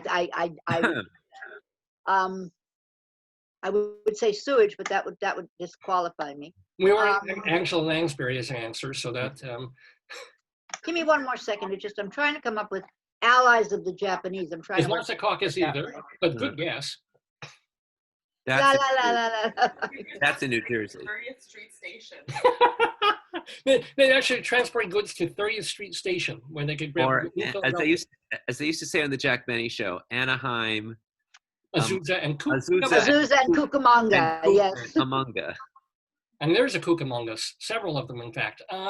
So Leslie, I'm going to. You should say that as the way. I know, and I'm just totally. I'm sorry, I have no idea. Pick a place. Or not. Okay, we'll have a non-answer then. Oh wait, no, we have an answer. All right. Well, we have an answer there. Malaysia. I don't even know where it is, but Malaysia. Middle Asia. Can I get Malaysia. M-A-L-A. I'm sure that's not right, but both of you all are incorrect. Before we give that answer, I want to see if this helps. A hint. The penguin on top of the television set. The penguin on top of the Australia. No, it's a Monty Python sketch. Right. Yes. Burma. Burma or Myanmar, as we call it now. All those movies about Burma and Back to Bataan and all of that, right? Burma is now what? And it was Bridge on the River Kwai. Myanmar. It's Myanmar. It's Myanmar or something like that. Myanmar. Was it Sri Lanka? Or Vicky got the question. Burma. Okay. Vicky but that would have been Back to Bataan. Yeah. Sister. Right? Oh yeah, I remember. The penguin's on top of the television set, and she goes, I wouldn't have gotten Burma Why'd you from say that. I got Burma? Australia. Why did you say Burma? I don't know. I panicked. Yeah, exactly. That's that. I would have given that hint to. I should have given that hint to David. Actually. No, I didn't. No, I wouldn't have gotten it then either. I said Australia. Okay. Don't ask me why I thought that was. Well, because Monty Python did the Bruce's skit, which was Australia. I don't. Yes, right. Thank you for explaining it. No, it's okay. No problem. So we got a goose egg on that one, but we have more chances for the two of you. All right. To get more questions Leslie's for turn, today yesterday quiz. Leslie. Well, if we come up with any more geography, we might as well just, Well, no, lucky you, Leslie. You get another movie question. You're getting all the easy questions. I'm sorry, Dave. You chose to get. You never know. That's right, David. It's all your fault. Yes. I'm not complaining. 1956 is the year. Debuting today is this epic comedy Around the World in 80 Days, which starred David Niven, Shirley MacLaine, and this beloved Mexican comedy star, Miss Passepartout. All right, this one you both know. Hold on, don't even say it. Don't say it yet. I'm going to give. It's a gift. I'm sorry. It's a real gift. I know. All right. Well, we got. Let's wait to see if we get it. Remember, you're also supposed to be playing against Kevin James Doyle, so he was supposed to be part of this mix. Well, he's a comedian. He should know this one. He would know that one. But do we have an answer on? I'll read it again. 1956. Around the World in 80 Days, with David Niven, Shirley MacLaine, and this beloved Mexican comedy star as Passepartout, Leslie Hoban Blake, Passepartout. I just saw Pepe again, like a week or two ago, which was a similar kind of thing with 8 billion people in it. It's Cantinflas or Cantinflas. It is indeed Cantinflas. And his brother Dental Floss, who was. I never got. Did you ever get Cantinflas? Did you understand his extraordinary? No. I think it's a cultural thing. I never got. I mean, he was nice. He was adorable, but I guess he some was of not the Mexican films would have made if we'd seen them, but I haven't. Yeah, maybe. And also, it was a very sort of Mexican political, satirical point that we just wouldn't. But he was the Charlie Chaplin of Mexico. I mean, he was the most famous, most visible, most notable. Yeah. And I didn't get that most part, you know. I mean, most visible, until the bee guy in The Simpsons, and then the bee man. He's much better known, you know. And his catchphrase "Ay ay ay, no me gusta," which was quite wonderful. Which was said by a non-Mexican and is totally non-PC. And which is no longer going to be said by, and now that they recast everybody, right? Don't get me started with this PC garbage. Well, they got rid of Apu completely. I know. Did they? Which is, and if I were an Asian American, I would go after them. I for thought that. they just had another actor besides No, Hank they just got rid of the. According to what I read, they just got rid of the character. Ridiculous. Whatever. No, not whatever. Apu was beloved. Well, I would have hired an Indian actor to do the voice. Of course. Yeah. I would have said, "Sorry, Hank, we have to get someone who's really Indian." By the way, I went into the bathroom and made Apu this morning, so I'm very proud of that. Oh, do you have a Mr. Hanky or something that you can pull out to show us? I actually do. Hold on. Like this is like the Hollywood. He's got one. He's got. No, I was just thinking that we were. This is like the Hollywood Squares because we're in these little boxes and all of that, and now you've just gone below the lowest level. We have just literally gone into the toilet. Below the Hollywood Squares, and we're below Match Game. And we're below Match Game / Hollywood Squares. Way below. Way. We have a new show called The Toilet Bowl. Yeah, they now show on the Buzzer Network. You know, we're below that. No, I always wondered if, like Zsa, if she was old on that show and incontinent, and she was in the middle square, if anytime someone on the lower squares was like, "What was it leaking?" Oh, you just keep going lower and lower. There's just no bottom. I know. Now it's really getting to a point. I mean, tell them about your. I take it that's fake food, by the way, David. Right? Is it? That's fake. That's not real. Joyce was saying this was from a game. I'd like to be able to get some points here, if possible. Give David a question. Joyce wants me to explain that there's an actual game that we bought, a children's game, where you push this into a toy toilet, and everybody takes turn flush, and then when it flushes, the thing pops out, and you're supposed to grab it while it's in the air. I'm not kidding. This is real. I mean, how many children have tried to do this in real life and gotten sick as a result? It certainly ruined the meal I was having when I was here. Anyway, yes, David wants to get some points because he's losing 8-2. I'm sorry. Yeah, this is awful. We have time. You can still catch up. How did he get 2 points? Wait a minute. He got 2 for Neil's board. I was joking. I was paying attention. I know what he got. I'll tell you what. Leslie, would you be averse if I gave David a point for doing his impersonation? Of the waitress. He's kind of way behind. It was David. I am nothing if not kind. Please get a point for the waitress, but only if you add spam to the routine. Yeah, sometimes I'll give students. Okay, I'll give you a point for being funny. But there we go. Well, ask him first if he's equity. Are you equity? No. No, There'll be no oh. points. No, No, not Yeah, a point. no, I guess half a But point. I am, so be careful. I am a member of the teachers union, but Teachers union. Uh-oh. So am I. He gets partial retirement benefit. Yeah, that's it. Your half point will come to you after retirement. There you go. All right, here we go. But who's next? We got a Me. next question for David, right? yes, Yeah. me. Okay. The year is 1957. Okay. Winning the Nobel Prize for Literature today Okay. is French. You know it from that? All right, go ahead. Go ahead. You said Nobel Prize, and that's sort of, I thought it would be science, but go ahead. For literature. Literature, yeah. No, I'm good. I'm good. Thank you. Is this French Algerian author whose novels include The Plague, A Happy Death, and The Fall. Okay. So I'll read it again before you give the answer. Both of you guys are nodding. Does All right. Pooey know it? Does Pooh know? No. Oh, yes, I know it. There's the waitress again. No, you have to do Mr. Hankey's voice for that one. From South Park. That's Mr. Hankey's voice. He's not British.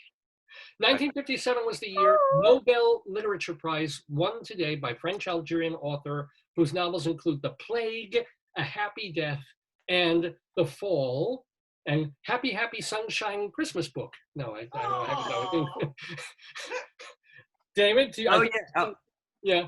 Okay, the answer is Albert Camus, and I wrote this book called Happy Sunshine Christmas Book, in which everyone catches the plague and they die underneath the Christmas tree.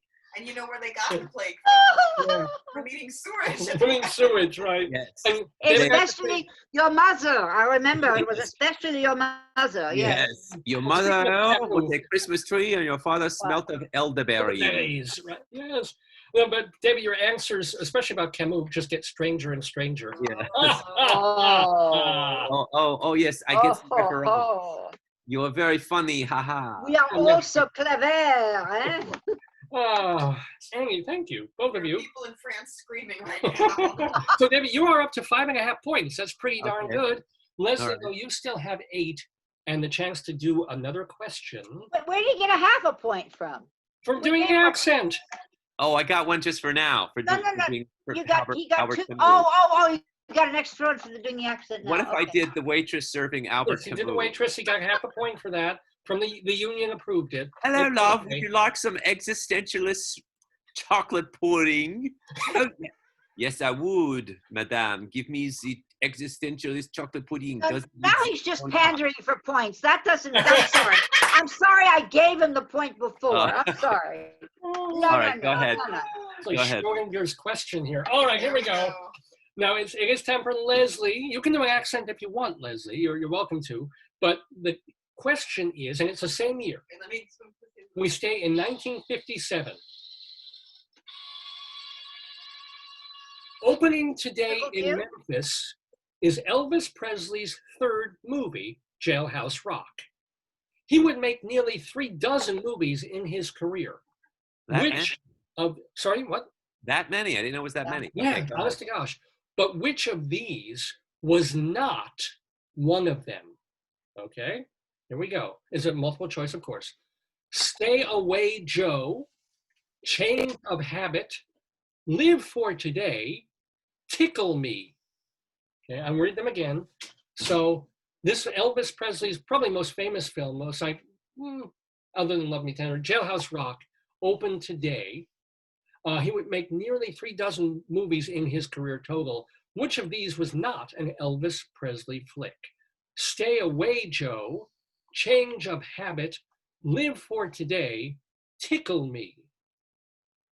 I've seen the first two. In fact, I believe, I could be wrong, but Change of Habit, wasn't that with Joan Hart, the one who became a nun after the film? Doesn't matter. It's not those two. But Tickle Me, and what was the third one? The 4 are Stay Away, Joe, Change of Habit, Live for Today, Tickle Me.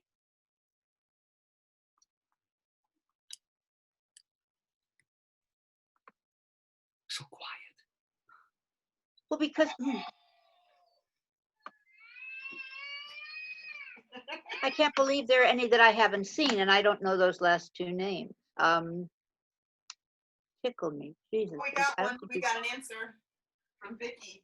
Okay, hold on. I'm going to check from Vicky. Did you ever? Did you see all of the I haven't seen other any of films, them. David? Oh my God! Wait, I'm sorry, I missed that. I was checking. I may never speak to you Well, I've seen again. bits and pieces. I was not a fan. I just watched the movie. I've seen bits and pieces of them, but I've never sat through one from beginning to end. Yeah, I have. They really can mush your mind. I'm gonna say, so obvious to say that though.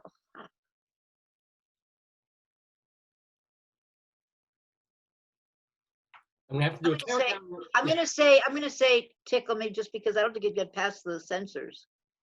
All right, is that your final answer, Leslie? Yeah, but I'm very not sure of it. Now, does Vicky have an answer on that? Well, no, don't tell me actually, because I could steal.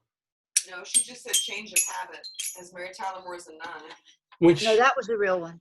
no, that is well. We're now giving David an extra answer here, so you can steal David because Leslie did not get this one right. I was She wrong. said tickle me, right? She said Oh, tickle. wait, Me. I wait, said we have Tickle one. Me. Wait. Don't say it though. We have. All right, so I did know the change of habit was with Mary Tyler Moore as a nun. Oh, So, okay.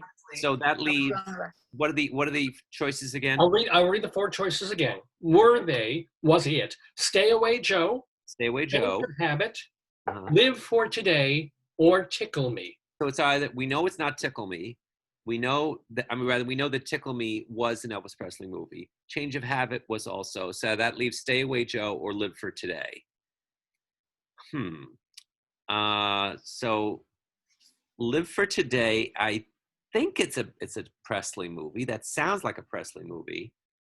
But Stay Away Joe sounds like it could be. They both sound like they could be. So it's either Stay Away Joe or Live for Today. I'm going to say Stay Away Joe. And do we have people from? Did anybody Vicky say? said Stay Away Joe and Tickle Me are Elvis movies. I don't know the third. She said Live for Today sounds like a movie written for Susan Hayward. we got Vicky saying Live for Today sounds like a movie written for Susan Hayward, which it could have been. Made that one up. That was a fake Elvis movie. As a matter of fact, there was an Elvis movie called Live a Little, Love a Little. That was an Elvis movie, but not Live for Today. That was fake. I'm afraid nobody got any points on that one. Stay away, Joe. He's a convict who comes back, and everybody tells everybody to stay away. There was also an Elvis Presley movie written by Clifford Odets, of all people. Which movie? I think it was either King Creole or. That's interesting. Something with the word "street" in the title. Makes sense. Wow. No, I distinctly remember Clifford Odets wrote the screenplay for an Elvis Presley movie. Huh. Well, they all had to make money, didn't they? You know. Yeah. Well, anyway, nobody got points on that, but the trivia was great. Yeah. What, Les? What's the score? The score at the moment has not changed with that question, so we're looking at Leslie 8 and David 5.5. And how many more questions are there? We have 3 more questions. Oh, okay. Well, technically 2, but the last one is a tiebreaker. So, Leslie, you kind of got it in the bag. Yeah, I kind of got to pay attention now, right? Okay. All right, here we go. Because this next. Oh, we're getting a tour of the apartment. Wait, I want to see. I just need to plug in my computer here. No, wait a minute. What is your shirt? Who's on your shirt? I can't. Looks like Marvel here is. Pepper. There we go. There we go. You have. There we go. Marvel superheroes. I was going to say it looks like the superheroes, but they're so small and mushed together. And the bottom of them completely fades out. It's from Universal Studios when I went with I see. Okay. By the way, I want to let you know that Vicky wrote in and said, what Wild in the Country was it? Wild in the Country. Oh, yeah. Wild in the Country was written by Clifford Odets and starred Elvis. Right. So that was the. I knew the word wild. Yeah. All right. You have a lamp growing out of your head, David. You can move to your right slightly. Well, it's not. There you go. That's fine. Okay. Oh, wait, not David. I'm wrong. No, that's the director in me. I'm sorry. Just trying to get you to get the best shot. There you go. There you go. All right. Wow, I can't think of all. See, when we get towards the 3-hour mark, I stop being able to think of funny jokes. And not that I had funny jokes 2.5 hours ago, but I was a little better equipped. My mother is doing a crossword puzzle. I hope we're not distracting her. God forbid she should watch the program. Is she troubled at her her son imitates a waitress serving sewage. I mean, that's more disturbing, I think. Yeah. It's almost lunchtime. Tell her it's time for her sewage and spam. It's really good. Sewage baked beans are all right. Here we go. Our next question goes to. Is it me? Yeah. No, it's No, I think it's me. Leslie. Leslie gets. You got that was your I Elvis. tried to steal. No, it's me because I tried to steal, and the question for Elvis was for Oh, you. you're right. He's Right. absolutely right. So here's for David. David can really start getting back up here if you get this question, which is set in 1961. Okay. Le Bateau, a paper cutting, and one of the last works by this former fauvist, caused a kerfuffle at New York's Museum of Modern Art because of a mistake. For 1 point, name the artist, and for the other, what was wrong. What? I'll read this again. Repeat that again. You give her these Elvis questions, and I got like. Well, she got the Elvis question wrong, as did you. Yeah. 1961 was the year. Yeah. Le Bateau, a paper cutting. Oh, okay. And one of the, I guess I can pronounce it, a paper cutting. And one of the last works by this former fauvist caused a kerfuffle at New York's Museum of Modern Art because of a mistake. Oh, okay. For 1 point, name the artist, and for the other, what was wrong.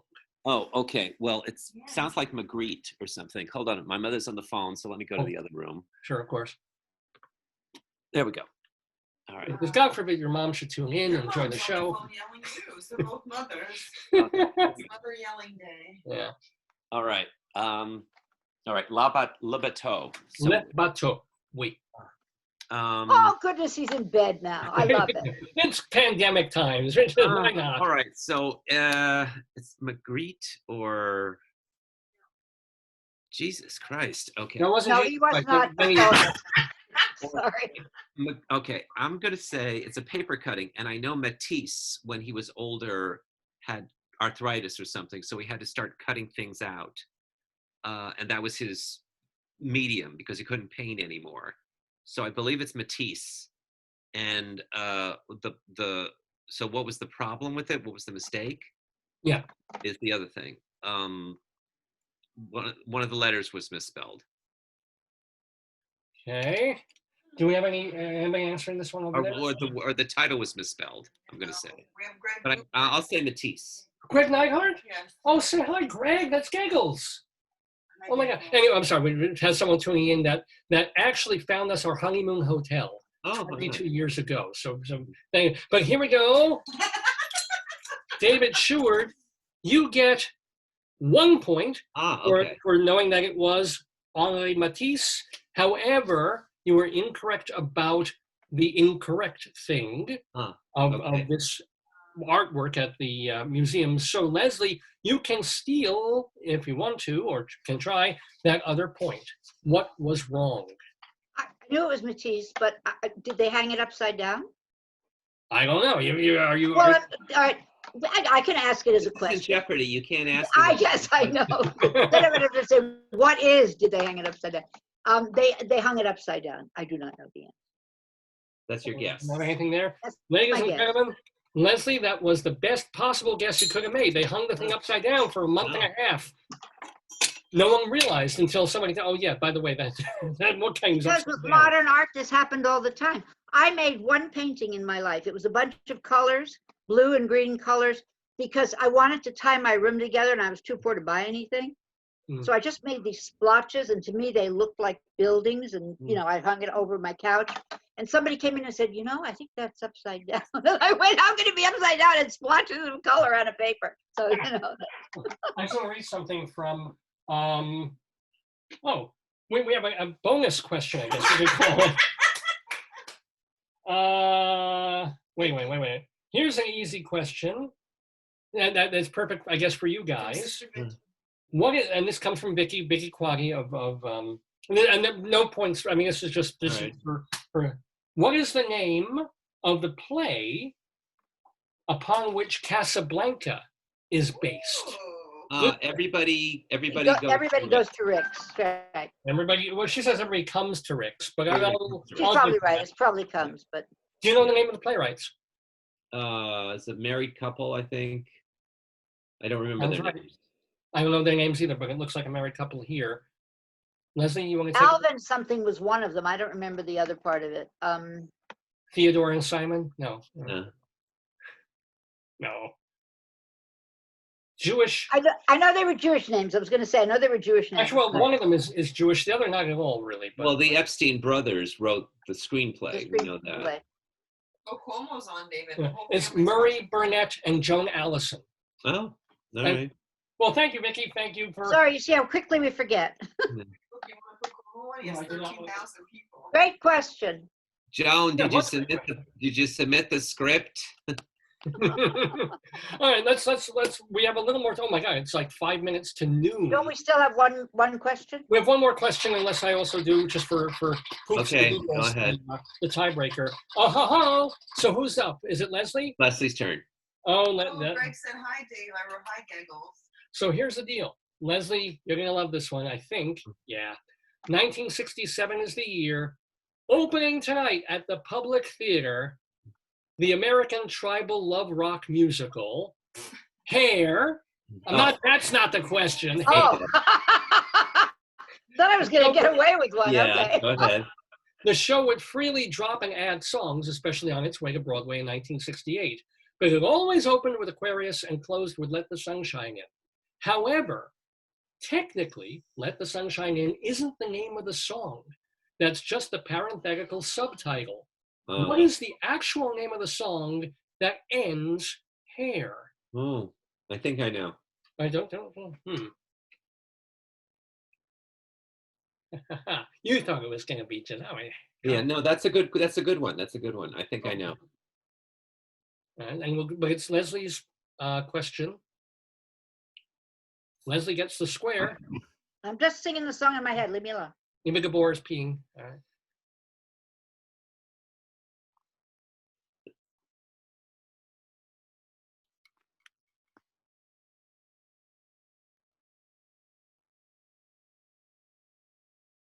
It's never this quiet on the show. Yeah. Let sunshine. Let sunshine.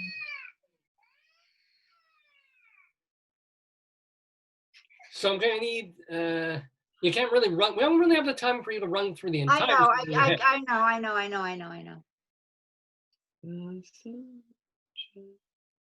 This is when they're carrying Berger around in his. Yeah, and he's dead. Yeah. Yeah, I know. And he's covered with cheese. I don't know. David, go ahead, steal it. I don't know. Okay. I think. Can I go say? I seem to remember that it's something it's really weird. The lyrics, it doesn't come up in the lyrics. The Flesh Failures. The Flesh Failures. The Flesh Failures. Sounds like a Halloween movie. David, well done. David, you stole that. It was the name of the song is actually The Flesh Failures, parentheses, Let the Sun Shine In. Nicely. Never in a million years would I have guessed that. Well, I remember I had the LP and it said, The Flesh Failures, comma. I have the LP from the Public. I bought it, but parentheses, Let the Sun Shine In. Close parentheses. By the way, I thought this was like a big runaway thing. Right now, at the moment, the score is Leslie 2, 4, 9. Leslie has 9, and David has 7.5. Oh. So David, I knew he was going to catch up. I knew it. Yeah. That's why I said I wanted to get serious. Well done, David. All right, catch up. Since Leslie, you technically won because I really do keep the last question as a tiebreaker. So this is just for fun. Okay. Question, did that count? What question? Mickey's didn't count for points, and they both got it. Oh. So that was very cool. 1958. Whoever gets it, just for fun. Okay. Happy birthday to this country singer born today. Hits included Blood Red and Going Down, What's Her Mama's Name, and Delta Dawn. Oh. Can you name her? I know who it is. Well, I know Tanya Tucker. Well, Leslie, do you have a counter answer? I was going to say Emmylou Harris, but he's probably right. He is right. Tanya Tucker, by the way. She's still so out. Who I always considered to be trailer trash. Forgive me, so I didn't really pay attention to her. Good But Lord. I did like Delta Dawn. I did like Delta Dawn. I went around That singing was Delta her Dawn. all the song, time. and then Bette Midler and Helen Reddy sang. Yeah, Helen Reddy also had a huge hit with it, but it was a Tanya Tucker. Yeah. Joyce is saying there's a I very find that enjoyable song documentary haunting. about Parton on Netflix. So yeah, so guys, nicely done. Well Thank done, you. Leslie. You did take it, Very- but it was Very a nice, closer. very nice catch up, David. Really and Thank truly. He's you. gonna put that ketchup on again. I know. I'll put some on me sewage. You want Yeah. some ketchup on your sewage, love? No, he's begging for another half a point. He's not getting it from me. Oh no, I do not like ketchup on my sewage, madame. Now he's doing the Poirot thing. I love. Oh, oui. Oh, Camus. That's right. Camus. Yeah. It's surprising how much his Camus sounds like Poirot. It's okay. Yeah. Isn't it? It's an easy mistake to make. I was on the board there with Belgian. Belgium. Yeah. This is. Yeah. Which would also be fries, so you could put the ketchup on Yeah. that. But you need some mayonnaise for that. Yeah, You got some mayo over there? yeah. Only in the I would- Oh, are you stumped, Dave Lefkowitz? You don't have mayo? I always do the joke about ketchup, mayo, mustard. Oh. I do Oh. the same puns over and over about that. One quick thing. I was in Amsterdam once, and they were selling herring on the street, like Roll mops. I love them. yeah. And I wanted mayonnaise on my herring because it's fish, and I like mayonnaise on fish. And the woman looked at me like, "What? You want mayonnaise on your herring? Why? Tell him you should go to All right, it's your herring. Go ahead, ruin it if you want." Wow. No, she didn't say that, but she did. But you can see from her. But And did you get the your mayonnaise? herring. Ugh. Did No. you Did get she the give you- mayonnaise on your herring? I did. Oh, Did wow. you eat it? Yeah, I ate it. Did you like it? Well, they put mayonnaise on French fries there. I know that, but that makes more sense than, the roll mops on the street. I said I could live in Amsterdam because of the roll mops. They were just so Yeah. glorious. But two things. First of all, maybe she didn't hear you because she was hard of herring. But No. sorry about that. But you Even had lower herring than with the cream poop thing. sauce, right, Leslie? I mean, is that mayo in there and cream No, sauce? that's sour cream. No, it's sour cream. Sour It's not cream? mayo. Yeah. All right. Oh, All right. I'm sorry. Anyway, I let us down a whole rabbit hole with these condiments. we're just going to hell, man. Yeah. Oh God, yeah. In Oh, a handbasket, in a It's potato talking chip like that. basket. That's what that I- reminds me anyway, of when Lillian Hellman was trying out the Black Gamma mink ad. They had, and the slogan was "What becomes a legend most," and she was very popular then because her books were out about her life and everything, and so she showed up. Pentimento. is that, Pentimento, okay. and she's trying on the mink and everything, and the photographers and the crew are saying, "Oh, well, who's that? Who's this lady? Lillian Hellman." "Oh yeah, the mayonnaise era." Oh Lord. Oh well. Well, I have nothing to add to that. This is a there's great nothing. story. By the way, there's probably about 15 people watching our show and 12,000 people watching Mayor or Governor Cuomo right now. I Okay. can't Oh, is Cuomo compare- on? I gotta go watch Cuomo too. I'm sorry. You got I it? really have What the to- hell is he going to say? What is he going to tell you? It's sort of, it's like Uncle Cuomo. I Uncle Idiot, need yeah. to hear his voice. Yeah, He said wear a mask. yeah. Well, wear a mask, Leslie. He's saying people should wear masks. I am wearing Oh, a no. mask. What do you think this is? I don't look like this. Vaccine someday. Would anybody want to look like this? I am wearing a mask. You're saying, Anyway, guys, it was great. Are we doing this again next week?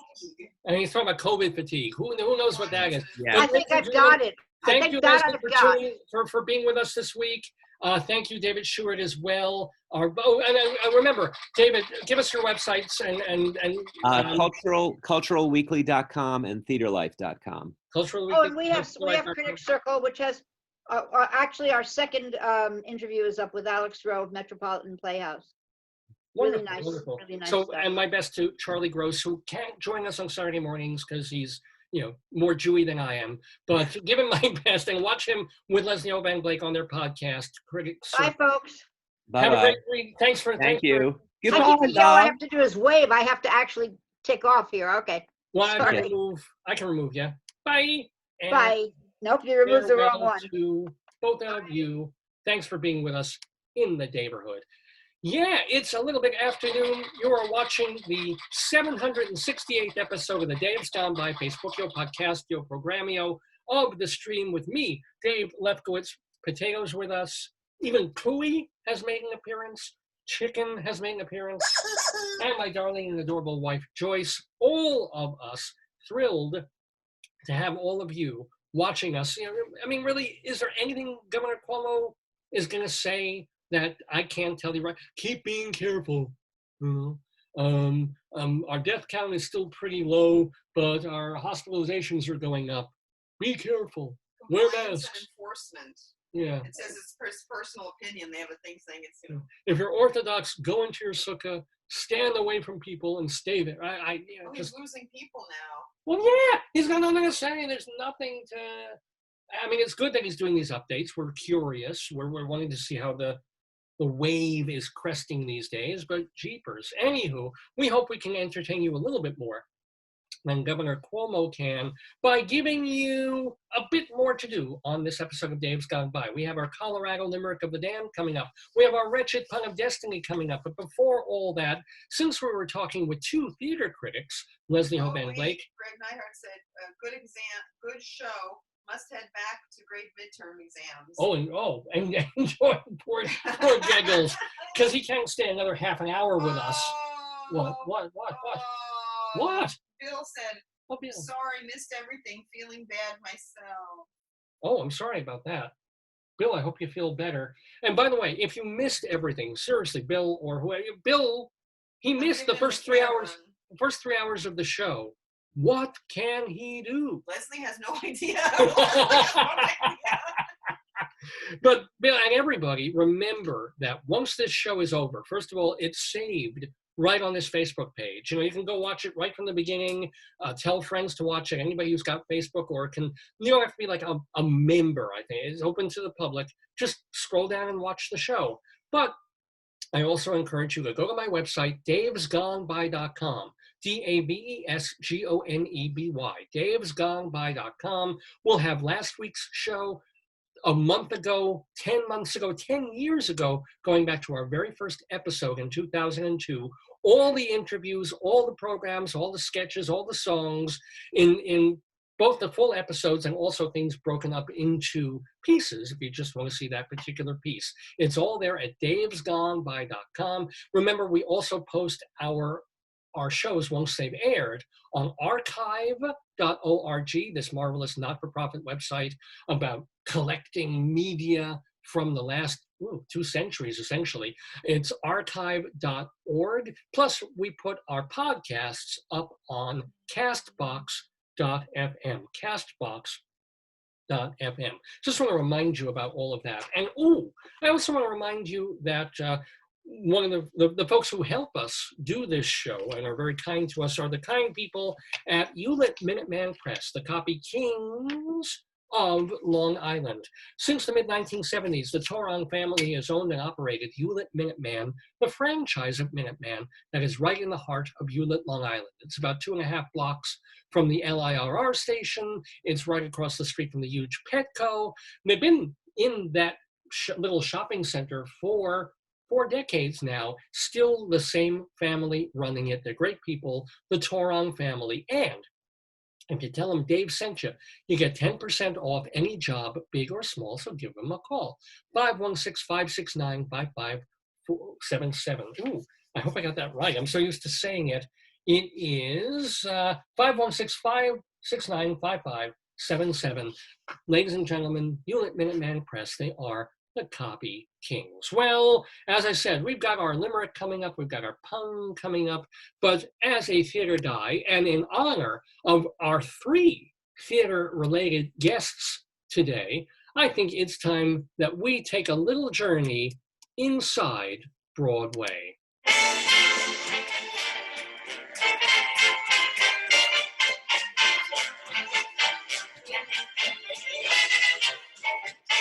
Inside Broadway, a look at theater on and off Broadway and beyond.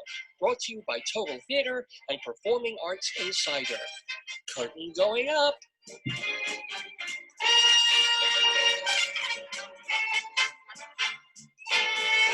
Yes, ladies and gentlemen, inside Broadway we go pretty much every week here in the Daverhood because, I'm a playwright, an actor. I've done some directing. Joyce says I'm a play wrong. So some of the things I've written. I've also been a theater critic and journalist for more than 30 years now. So I just like to share what's happening on Broadway, especially during this time when there is no Broadway or off-Broadway. But something that happened in the last week or two are adding encouragement to the future of Broadway and New York theater. Well, as you all know, Broadway shut down on March 12th. And unlike restaurants and a lot of other businesses, Broadway has stayed closed. And when I say Broadway, not just the 40-something theaters that are on Broadway, but off Broadway too, and even off Broadway, it has been empty. It's been nothing. Theater companies have just been doing some Zoom stuff if they can get the actors to agree to it and to do it. So since March 12th, and then we found out a week and a half ago that the hiatus that they're taking is going to last at least through the end of May of 2021, depending on the vaccine, depending on protocols of how they can figure out to put 1,000 or 1,400 people in a building again. May 30th is the end of the hiatus. Whether things will really start up again on June 1st, it's really too soon to say. A lot of folks are saying that really in the fall of 2021 will tell the tale of things opening up again. But there are people who are moving forward. Now that they've got this new date from the Theater League, they're saying, okay, we're going to treat this as a solid date now to at least get back in and start ramping things up and making the costumes and getting the production going and the insurance money cost and all that done so that maybe by autumn shows will happen. And David Byrne of Talking Heads, whose American Utopia was filmed by Spike Lee and is now currently available to watch on, I think, Amazon or one of the major services.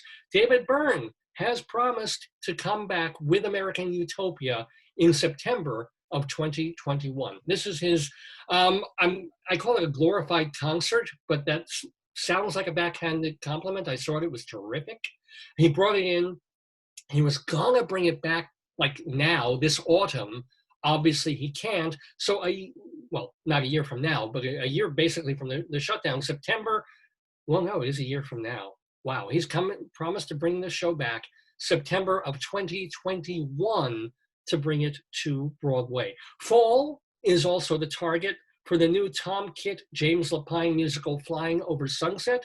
That was delayed because of the pandemic. It's delayed a bit further, but because a place like Lincoln Center is an institutional theater rather than just a commercial producer, they can kind of say, all right, we're going to hold things together and we're going to delay a little bit more, but September, October, we're bringing in Flying Over Sunset. And, however, there is one commercial production that has had the guts to announce an opening date. May 25th, 2021 will be the opening of Joe DiPietro's musical Diana, all about Princess Diana, on Broadway. So things, they're clinging to this May 30th as a springboard to say, Broadway's coming back and we can think in terms of May, June, July, August. We'll see.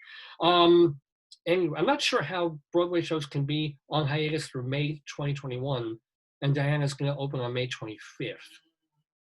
That's weird. Kind of wondering about that one. But anyway, the other aspect, the positive aspect of Broadway that was announced this week, the Tony nominations.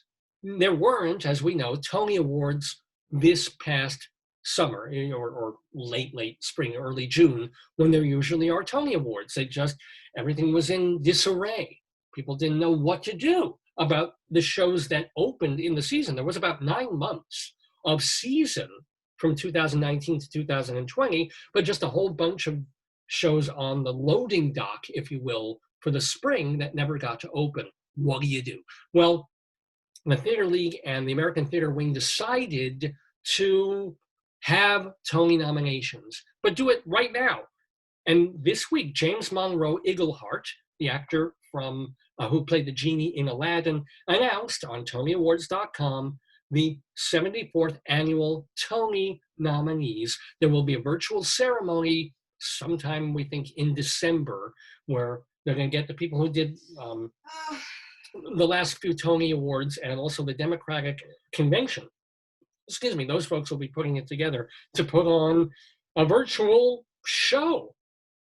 But anywho, let me give you some of the nominees for these Tony Awards. For Best Play, you have Bess Wall's Grand Horizons, Matthew Lopez's play The Inheritance, the combination one-act plays Seawall and A Life, Slave Play, and The Sound Inside, the Adam Rapp play. So right now, the odds makers are saying Slave Play has the best shot, but I don't know. I think The Inheritance might take it. That one would get my vote. For Play Revival, you have Harold Pinter's Betrayal, Terrence McNally's Frankie and Johnny and the Claire de Lune, and the revival of Charles Fuller's A Soldier's Play. 3 nominees in that one, and to my mind, 2 of them are very, very much worthy. Betrayal was a terrific revival of the Pinter dark comedy, and A Soldier's Play was a really gripping version of that piece. So that's a pretty good horse race right there. For musical and also book of a musical, the same 3 musicals. Not really a little bit of a controversy, but a little bit of a backhand on this one. So the 3 nominees for Best Musical and Best Book of a Musical are Jagged Little Pill, Moulin Rouge, and Tina. Reason that is controversial is that they left out The Lightning Thief, a young adult-oriented musical that, it was all right, but nobody really liked very much. So that was left out of pretty much everything. And of the 4, they could, if the critics had liked it, there would have been room for a 4th slot, but they just went with Jagged Little Pill, which I loved, Moulin Rouge, and Tina, the Tina Turner musical. There was no musical revival category because there were no musical revivals opening in the 18 shows that did open before the pandemic. The most nominations were for Jagged Little Pill took 15, Moulin Rouge took 14. For plays, Jeremy O. Harris's play Slave Play got 12, The Inheritance got 11. And by the way, if you're wondering, hey, wait a minute, what about that Bob Dylan show, Girl from the North Country? For some reason, the Tony nominators and the Tony administrators said, no, we're going to have the cutoff day by mid-February because not enough of the nominators saw Girl from the North Country, which just opened like a week or 2 before the shutdown. I don't know. I think that's going to get, are you really going to put that show in with the 2022-23 nominees? Anyway, so that isn't up there. And I wouldn't say that that's worth maybe winning the best musical, but certainly you've got room in there for some of those actors as nominees. And it probably does deserve a nomination as best musical. So it's a shame that might really just kind of go off a cliff somehow. Anywho, if you want to follow all of this stuff, if you're into Broadway, or this segment makes you think about being into Broadway, okay, I picked up the magazine and I dropped Pooey. You have 3 pages and stuff. People, I'll get to them in a bit, but check this out. Performing Arts Insider, the Bible of Broadway since 1944. This has seen Broadway through wars. It has seen Broadway through, SARS and through swine flu. And it has seen Broadway's through 9/11 and through Kennedy. This magazine has been around that long and continued telling people who are in the theater industry, hey, here's what's happening with every single show on, off, and off Broadway. So yes, you do need this magazine if you want to follow along and figure out what will happen in May and June and July of 2021. You'll get page after page of incredible information, a guide to the Broadway season, a map of the Broadway Theater District, a guide to every single theater in the Broadway District, how many seats it has, who owns that theater, and what plays are in it or will be in it in the weeks and months ahead. You've got a calendar listing of when shows will start, previews, open, and close for both Broadway and off Broadway too. You don't get this anywhere else. And we're very, very proud, of course, of having, during these times, our guide to virtual shows. So if you're home and you miss theater a lot, there's dozens and dozens of shows that you can watch for free on YouTube. These are plays that were recorded maybe 30, 40, 50 years ago, or Zoom plays that are available. We list them all. It's a very, very handy guide. But then, of course, we're thinking in terms of when theater comes back, our comprehensive guide to every single show on every stage of New York.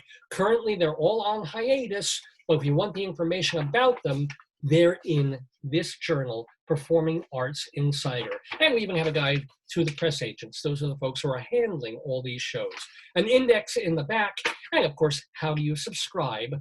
Who's that handsome devil? But yeah, you can also find out how to subscribe by going to performingartsinsider.com, performingartsinsider.com. Now, this is not an online publication. It's a hard copy, although to save a little money if you want, we can just send you the PDF copy by email so that we save a tree. It's COVID friendly and environment friendly too. So if you like holding a magazine in your hands, which I really kind of do, Performing Arts Insider tells you how to subscribe. If you like just getting the PDF, performingartsinsider.com tells you how to subscribe. It is and remains the Bible of Broadway. Well, before we go outside of our Inside Broadway segment, I have some sad news to share for Broadway, the Broadway community. We did lose some people these past few days, and it's only right to say a quick farewell to them. For example, farewell to Herbert Kretzmer, who passed away on October 14th at the age of 95, son of Lithuanian Jewish immigrants who was actually born in South Africa. He wrote a bunch of songs for Charles Aznavour. He was one of the lyricists for TV's That Was the Week That Was, which of course we know Tom Lehrer wrote some other songs for. His translation of an Aznavour song became Yesterday When I Was Young, a big hit for Roy Clark. But why am I mentioning this? Why? On Dave Scott, I did a lot of stuff on the West End in England, including a very popular show called The Four Musketeers, but best known on these shores because he was the guy who wrote the English lyrics for Les Miserables, for which he won the Tony and Grammy Awards that year. So a farewell to Herbert Kretzmer. Also want to say a farewell to actor Anthony Chisholm, who died on October 16th, just a day or two ago, at the age of 77. He was a Vietnam vet before becoming an actor. People know him, I guess, for doing 3 seasons of Oz on HBO, but theater people, we know him for all his August Wilson work. He was Tony nominated for doing Radio Golf, and he was in Gem of the Ocean, and 2 Trains Running, and the off-Broadway revival of Jitney. He did theater across the USA and across the world, nominated for Drama Desk Awards, Joe Jefferson Awards in Chicago, NAACP Awards, Audelco Awards, the late Anthony Chisholm, and a loss to the theater community. And finally, you probably heard about this one because she was on TV in 2.5 Men for several seasons. Conchata Farrell passed away about a week ago at the age of 77. She had a heart attack. Not the most surprising thing, but she was known for doing LA Law. How old but was she? 77. Wow. They said her character was mean, but she was a lovely person. She was a very nice lady, She played apparently. some great different- And she made her off-Broadway debut in Lanford Wilson's popular play The Hot L. Baltimore back in 1973. 1 year later, she won a Drama Desk Award for her second show, a solo she did called The Seahorse. She did some more off-Broadway in the mid-1970s as a member of Circle Repertory Theater, and then kind of, Hollywood and California and television cold. But she did come back one time for the 2009 show Love, Loss, and What I Wore, which had all these actors. It was a reading kind of a thing. So you could go in it for just a weekend, and they had a rotating series of actors. It was kind of like love letters. But anyway, a big farewell to Herbert Kretzmer, Anthony Chisholm, and Conchata Farrell, and a big welcome back in May or June of next year to Broadway. Ain't Broadway grand? It's the famous gay white way where the night is bright as day. Ain't Broadway grand? It's not just a thoroughfare, it's a tingle in the air. Ain't Broadway grand? It's excitement then it's romance. It's all fun and song and dance. This wonderland. You can be a millionaire quicker here than anywhere. A Broadway grad. By the way, isn't that a great theater song? That was from a flop. That's the amazing thing. Ain't Broadway Grand was a show I really, really enjoyed, and it flopped miserably on Broadway. But that's a wonderful theater song. Anyway, speaking of wonderful things, it's wonderful to read the list. And you know, Joyce, who is my darling, adorable wife, you hear her a bit when we talk during the beginning of the show and Greeley Crimes and Old Times. But she, after that, is so busy just manning the computers. She's writing the list of all the people that we can get to who are watching the show. For example, Rosie, Carol, Rosie, Sherry, Jimmy, Frank, Leanne, Prudence, Steve, Jonathan, Scott Z, Anthony, Edward Zero, or is it Edward with a heart through it? Or what is that? That's a point. Oh. Oh, it's Edward O, because there's so many Edwards, yeah. Oh, is it Edward O? Levin, Richard Dean, I think, Jeremy Dean Mick, so a different Dean, Robert R, Lisa Dan, Brian, Jeff, Duo, Don, Trevor, Will, Mitch, Retina. Wow, we have a Retina eyeballing us. I think it's is it Retanya? Yeah. Oh my goodness. Daughter of someone famous.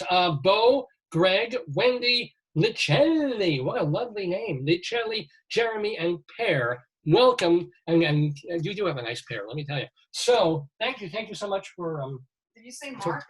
I think we have a Mark also. And it's so great to have you all tune in every Saturday from 9 until noon, past noon, or thereabouts for Dave's Gone By. This is our 768th episode. We're not done yet. We still have our Colorado Limerick of the Damned, and we want to give a shout out to our friends of the Daverhood. But before we do that, I'm so sorry. Apologize profusely. But Joyce said you better. But yeah, we have to do this. It's our Wretched Pun of Destiny. This is where we tell a short, very short story capped by a play on words that there really is no excuse for. It is inexcusable wordplay that we share with you on the program. And today's Wretched Pun of Destiny is all about Cleopatra. Ooh.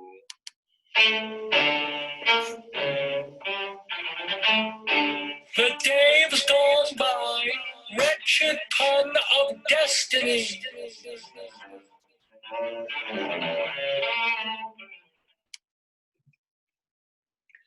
Cleopatra is on her throne and complaining to her minions about the terrible heat wave in Egypt.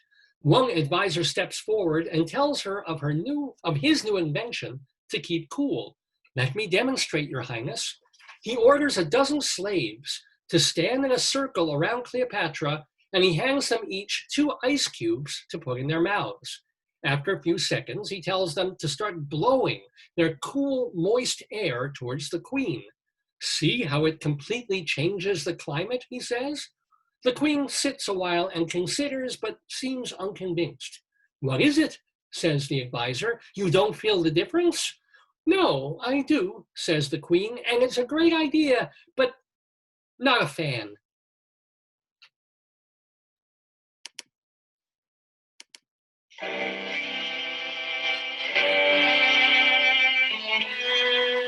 We here at Dave's Gone By apologize for bringing you the Wretched Pun of Destiny.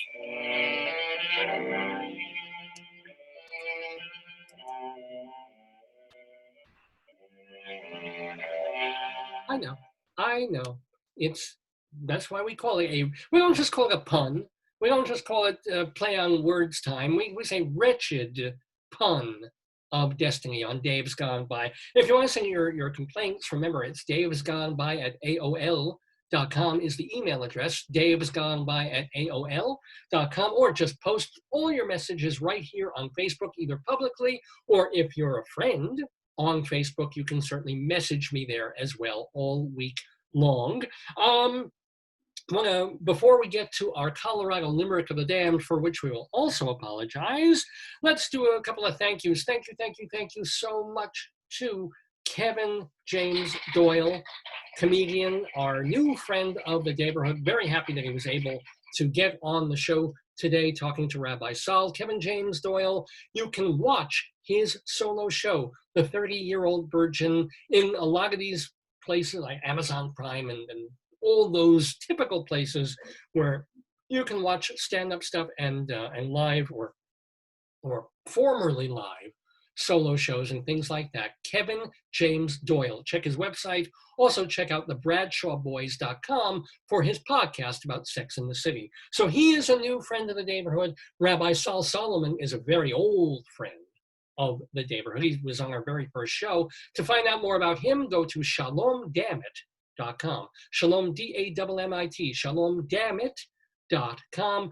That is where you will find his Rabbinical Reflections, his stage show that was recorded at the Richmond Shepherd Theater, as well as 10 episodes of his wonderful TV show, Shalom Dammit, Rabbi Saul Solomon's Peace, Love, and Acid Reflux Hour. It's all there for free at shalomdammit.com. But those are only two of our friends of the Daverhood. Leslie Hoban Blake and David Sheward, they are our friends as well. Plus, every week we like to look in on people who've been on this program in the past and let you know what they're up to in our Friends of the Daverhood segment.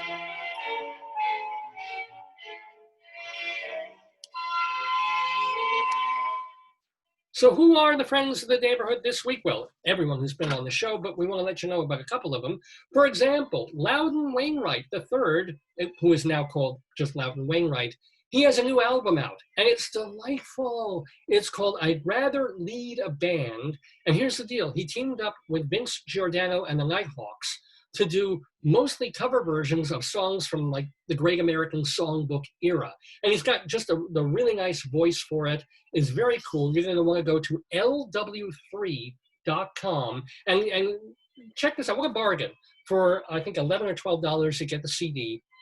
For $15, you get a personally signed CD from Loudon Wainwright and his album, I'd Rather Lead a Band. Great stuff. Want to give a shout out to Rebecca Luker. She has been ailing, as we know, and both she and her husband, Danny Burston, have been on the show. But Rebecca Luker, they have posted, or released, I should say, a duet that she did in 2013 that was left off an album back then. But now they're posted. It didn't fit on the album, but it's still a great number. It's called The Enchanted Train, a song written by Jerome Kern. She's duetting with Matthew Scott on that number, and PS Classics has finally released it as a single. Rebecca Luker, our friend of the Daverhood. And also, hey, and keep that whistle going, because Rebecca Luker's hot. So is Karen Mason. Karen Mason, from today through the 18th, you can go to KarenMason.com and watch her cabaret concert, It's About Time. It was filmed in 2015 at Don't Tell Mama, where she went to celebrate her early concerts there nearly 40 years ago. So big shout out to Karen Mason and KarenMason.com. Our friend of the Daverhood, Michelle LaRue, is doing her solo show. It's called Representing T.A. Buck. It's based on an Edna Ferber story. Representing T.A. Buck, and she's doing it for the Metropolitan Playhouse, and their website is metropolitanplayhouse.org. You can watch it just tonight at 8 o'clock. Playing now through the first week of November, Richard Nelson's play Incidental Moments of the Day, featuring our friend of the Daverhood, J.O. Sanders. Find out more about that at theapplefamilyplays.com. Want to let you know that Eric Comstock and Barbara Fasano are posting their many duets of, speaking of the Great American Songbook, on their YouTube page. Julie Halston is doing virtual Halston Fridays on YouTube. Remember to go to stagebuddy.com, Evan Seplow's website of things that are happening in New York. Dr. Demento doing Dr. Demento shows at drdemento.com. And of course, our friend Bob Cudmore doing podcasts about upstate New York history at Bob Cudmore, Cudmore, bobcudmore.com. And those, my friends, are the friends of the Daverhood.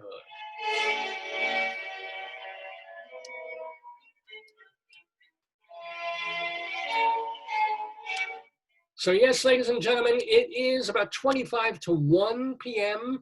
Eastern Time here in the Daverhood on this Saturday, October 17th. So great that you've all been watching. So great that you've been tuning in. Hope you've been enjoying the show. A reminder, now if you missed all or part of the program, you can go back and rewatch it either on this Facebook page after we're done, or go to davesgoneby.com for all the archives, to archive.org for a lot of our archives. For our podcasts, go to castbox.fm, and plus you'll find a whole bunch of our stuff on YouTube as well. It's all there for you to find and enjoy. You know, Leslie Hoban Blake, we were saying, gee, wow, you had Richard Eyre on the show. Yeah, we had Richard Eyre on the show. He just doesn't know how to find it. Search EYRE, and there he, and this guy ran the National Theatre in England for a bunch of years. He's a hell of a director. He was on this program. You can find him at davesgoneby.com. And who else? Who else did she mention? There was, George Shakiris, who was in, it was Bernardo in the movie, not the new movie, but the original movie of West Side Story. We had him on the program. All these amazing people, you can find them in our archives. What you will also find by listening to this broadcast in our archives are our Colorado Limericks of the Damned. I know. We always save the worst for last, don't we? But this is, Joyce and I lived in Colorado for several years. And, I really liked Colorado, and I liked writing a poem about all these different places in Colorado, towns, cities, little nooks and crannies all over the state. And now I've got well over like 130 of them. And we do one a week, and they're lyrics. So they're naughty and disgusting and risque and terrible, and I apologize, but we do them anyway. They are our Colorado Limericks of the Damned. A limerick is a comic verse of 5 lines, in which lines 1, 2, and 5 will end with words that rhyme. And likewise, verses 3 and 4 also end with words that rhyme. So this is a limerick. Rocky Mountain, Colorado, Colorado.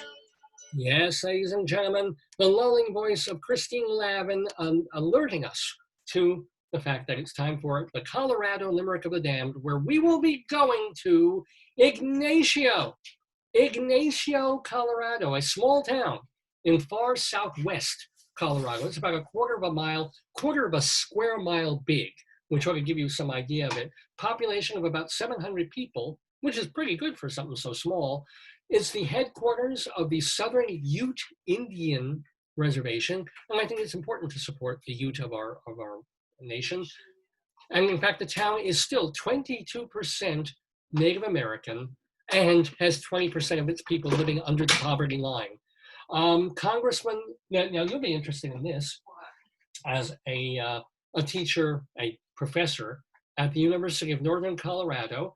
Guess who has, or may have had, but has a house there in Ignacio, Colorado for his retirement? Take a wild guess. I'll give you a hint. He was a cancer survivor who helped raise funding for UNC. I don't know who. He raised funding for their cancer rehab center. Oh, Ben Nighthorse Campbell nice. has a house there. He may still be, he's actually alive. He may still be living there. Ben, this is really arcane information for anybody who isn't from Greeley, Colorado. Yeah. But Ben Nighthorse Campbell was or is living in Ignacio, Colorado. So I would dedicate this poem to him, but you don't want to dedicate these limericks to anybody. Get the kids out of the room. Okay. You can probably guess where this one's going too. Ladies and gentlemen, our Colorado Limerick of the Damned. There is a young girl in Ignacio who fancies herself, I'm sorry. I'm going to do that one. I should practice this before sorry. I may have been pronouncing it. I'll pronounce it the way I want to. There was a young girl in Ignacio, there we go, who fancies herself quite a saucy hoe. She tells dirty jokes to all of her blokes and bites them when doing fellatio. Yes, as I said, send your comments to davesgoneby@aol.com, davesgoneby@aol.com. You can also follow me on Twitter. Radio Dave 2 is the way to do that. Radio Dave and the number 2 is our Twitter handle. Rabbi Saul's Twitter handle is @Rabbi Saul Solomon, SOLSOLOMAN, @Rabbi Saul Solomon. Remember, his website is shalomdammit.com. My website is davesgoneby.com. And also, I mentioned earlier, davelefkowitz.org. If you don't want to hear me, but you want to read my stuff, the theater reviews I've written, the one-act plays, the screenplays, and not all of it is there. It's taking me forever to load stuff up, but we're getting there slowly, putting more and more stuff up all the time. davelefkowitz.org. Please do check that out. Well, it's about 20 to 1 o'clock Eastern time here in the Daverhood. You've been watching the Dave's Gone By Facebookio, Podcastio, Programmio of the Stream. Hon, is there anything else we need to? That waitress was very randy. Ooh. Oh, speaking of a saucy hoe, she sure was. My goodness. Thank you so much to David Sheward and to Leslie Hoban Blake. They become more and more fun each and every week that they do this. I think it's like everything. And when you first do something, you have an image, you want to be whatever, and then you just let loose. They're more free. I think they're more like, it's like when you interview somebody and they hold back and then they just open up. Yeah. I think they're really, and I also hate to say this, but I think without the stuffed animals, they have to rely on themselves more. So they have to they can't use the stuffed animals as a crutch. They've used the stuffed animals a little bit to hide their behavior. I've used stuffed animals as a crutch, and it just was terror. I mean, I just fall more often than not because it just squished down on my knee. It wasn't good. So thank you to Pooey. Pooey will make one last visit for this week. Hey, Pooey, how you doing? Shitty. Very, very funny, Pooey. Very funny. And how are you doing, Potato? How are you feeling? I can't think of a joke. I can't think of a pun. Somebody wants to close the show. Oh, here we go.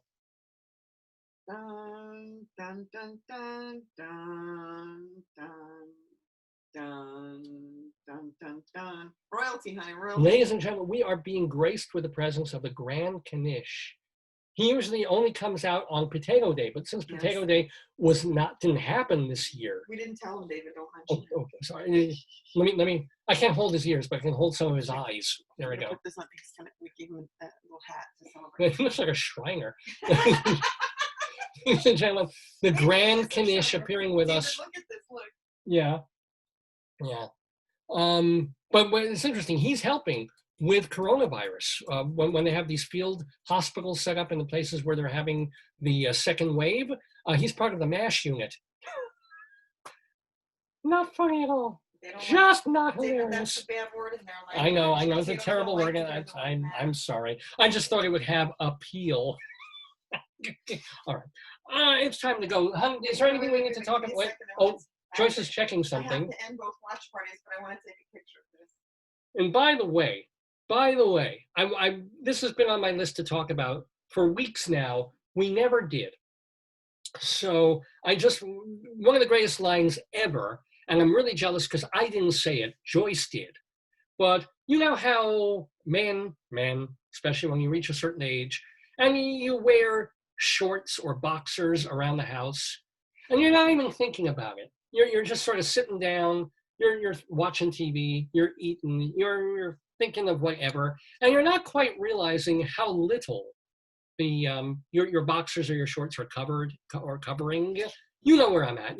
And women, you've seen this sometimes around the pool or during the summertime, and guys are sitting on deck chairs and lawn chairs, and you're looking at them, and they don't realize it, but you realize that, oh my goodness, I'm seeing more of that guy than I really ever want to see. I just knocked over my tea.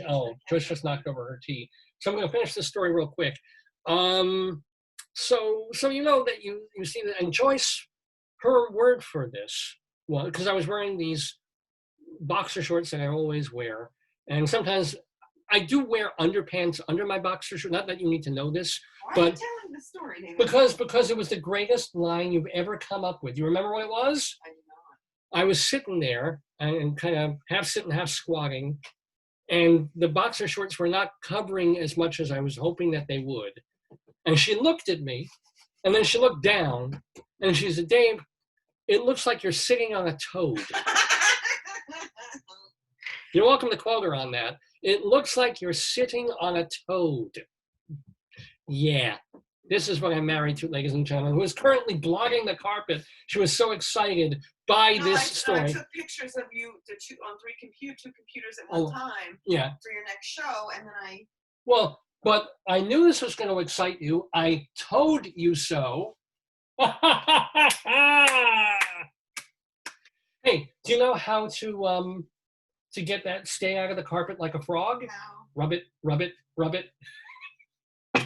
I apologize. It's time to go. Ladies and gentlemen, thank you again for watching. Thank you so much to Kevin James Doyle for being with us in the Daverhood. Kevin, that's Joyce, literally blogging the carpet.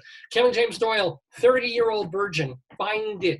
Listen to thebradshawboys.com and just go to his website, kevinjamesdoyle.com. Thank you to David Sheward of Theater Life.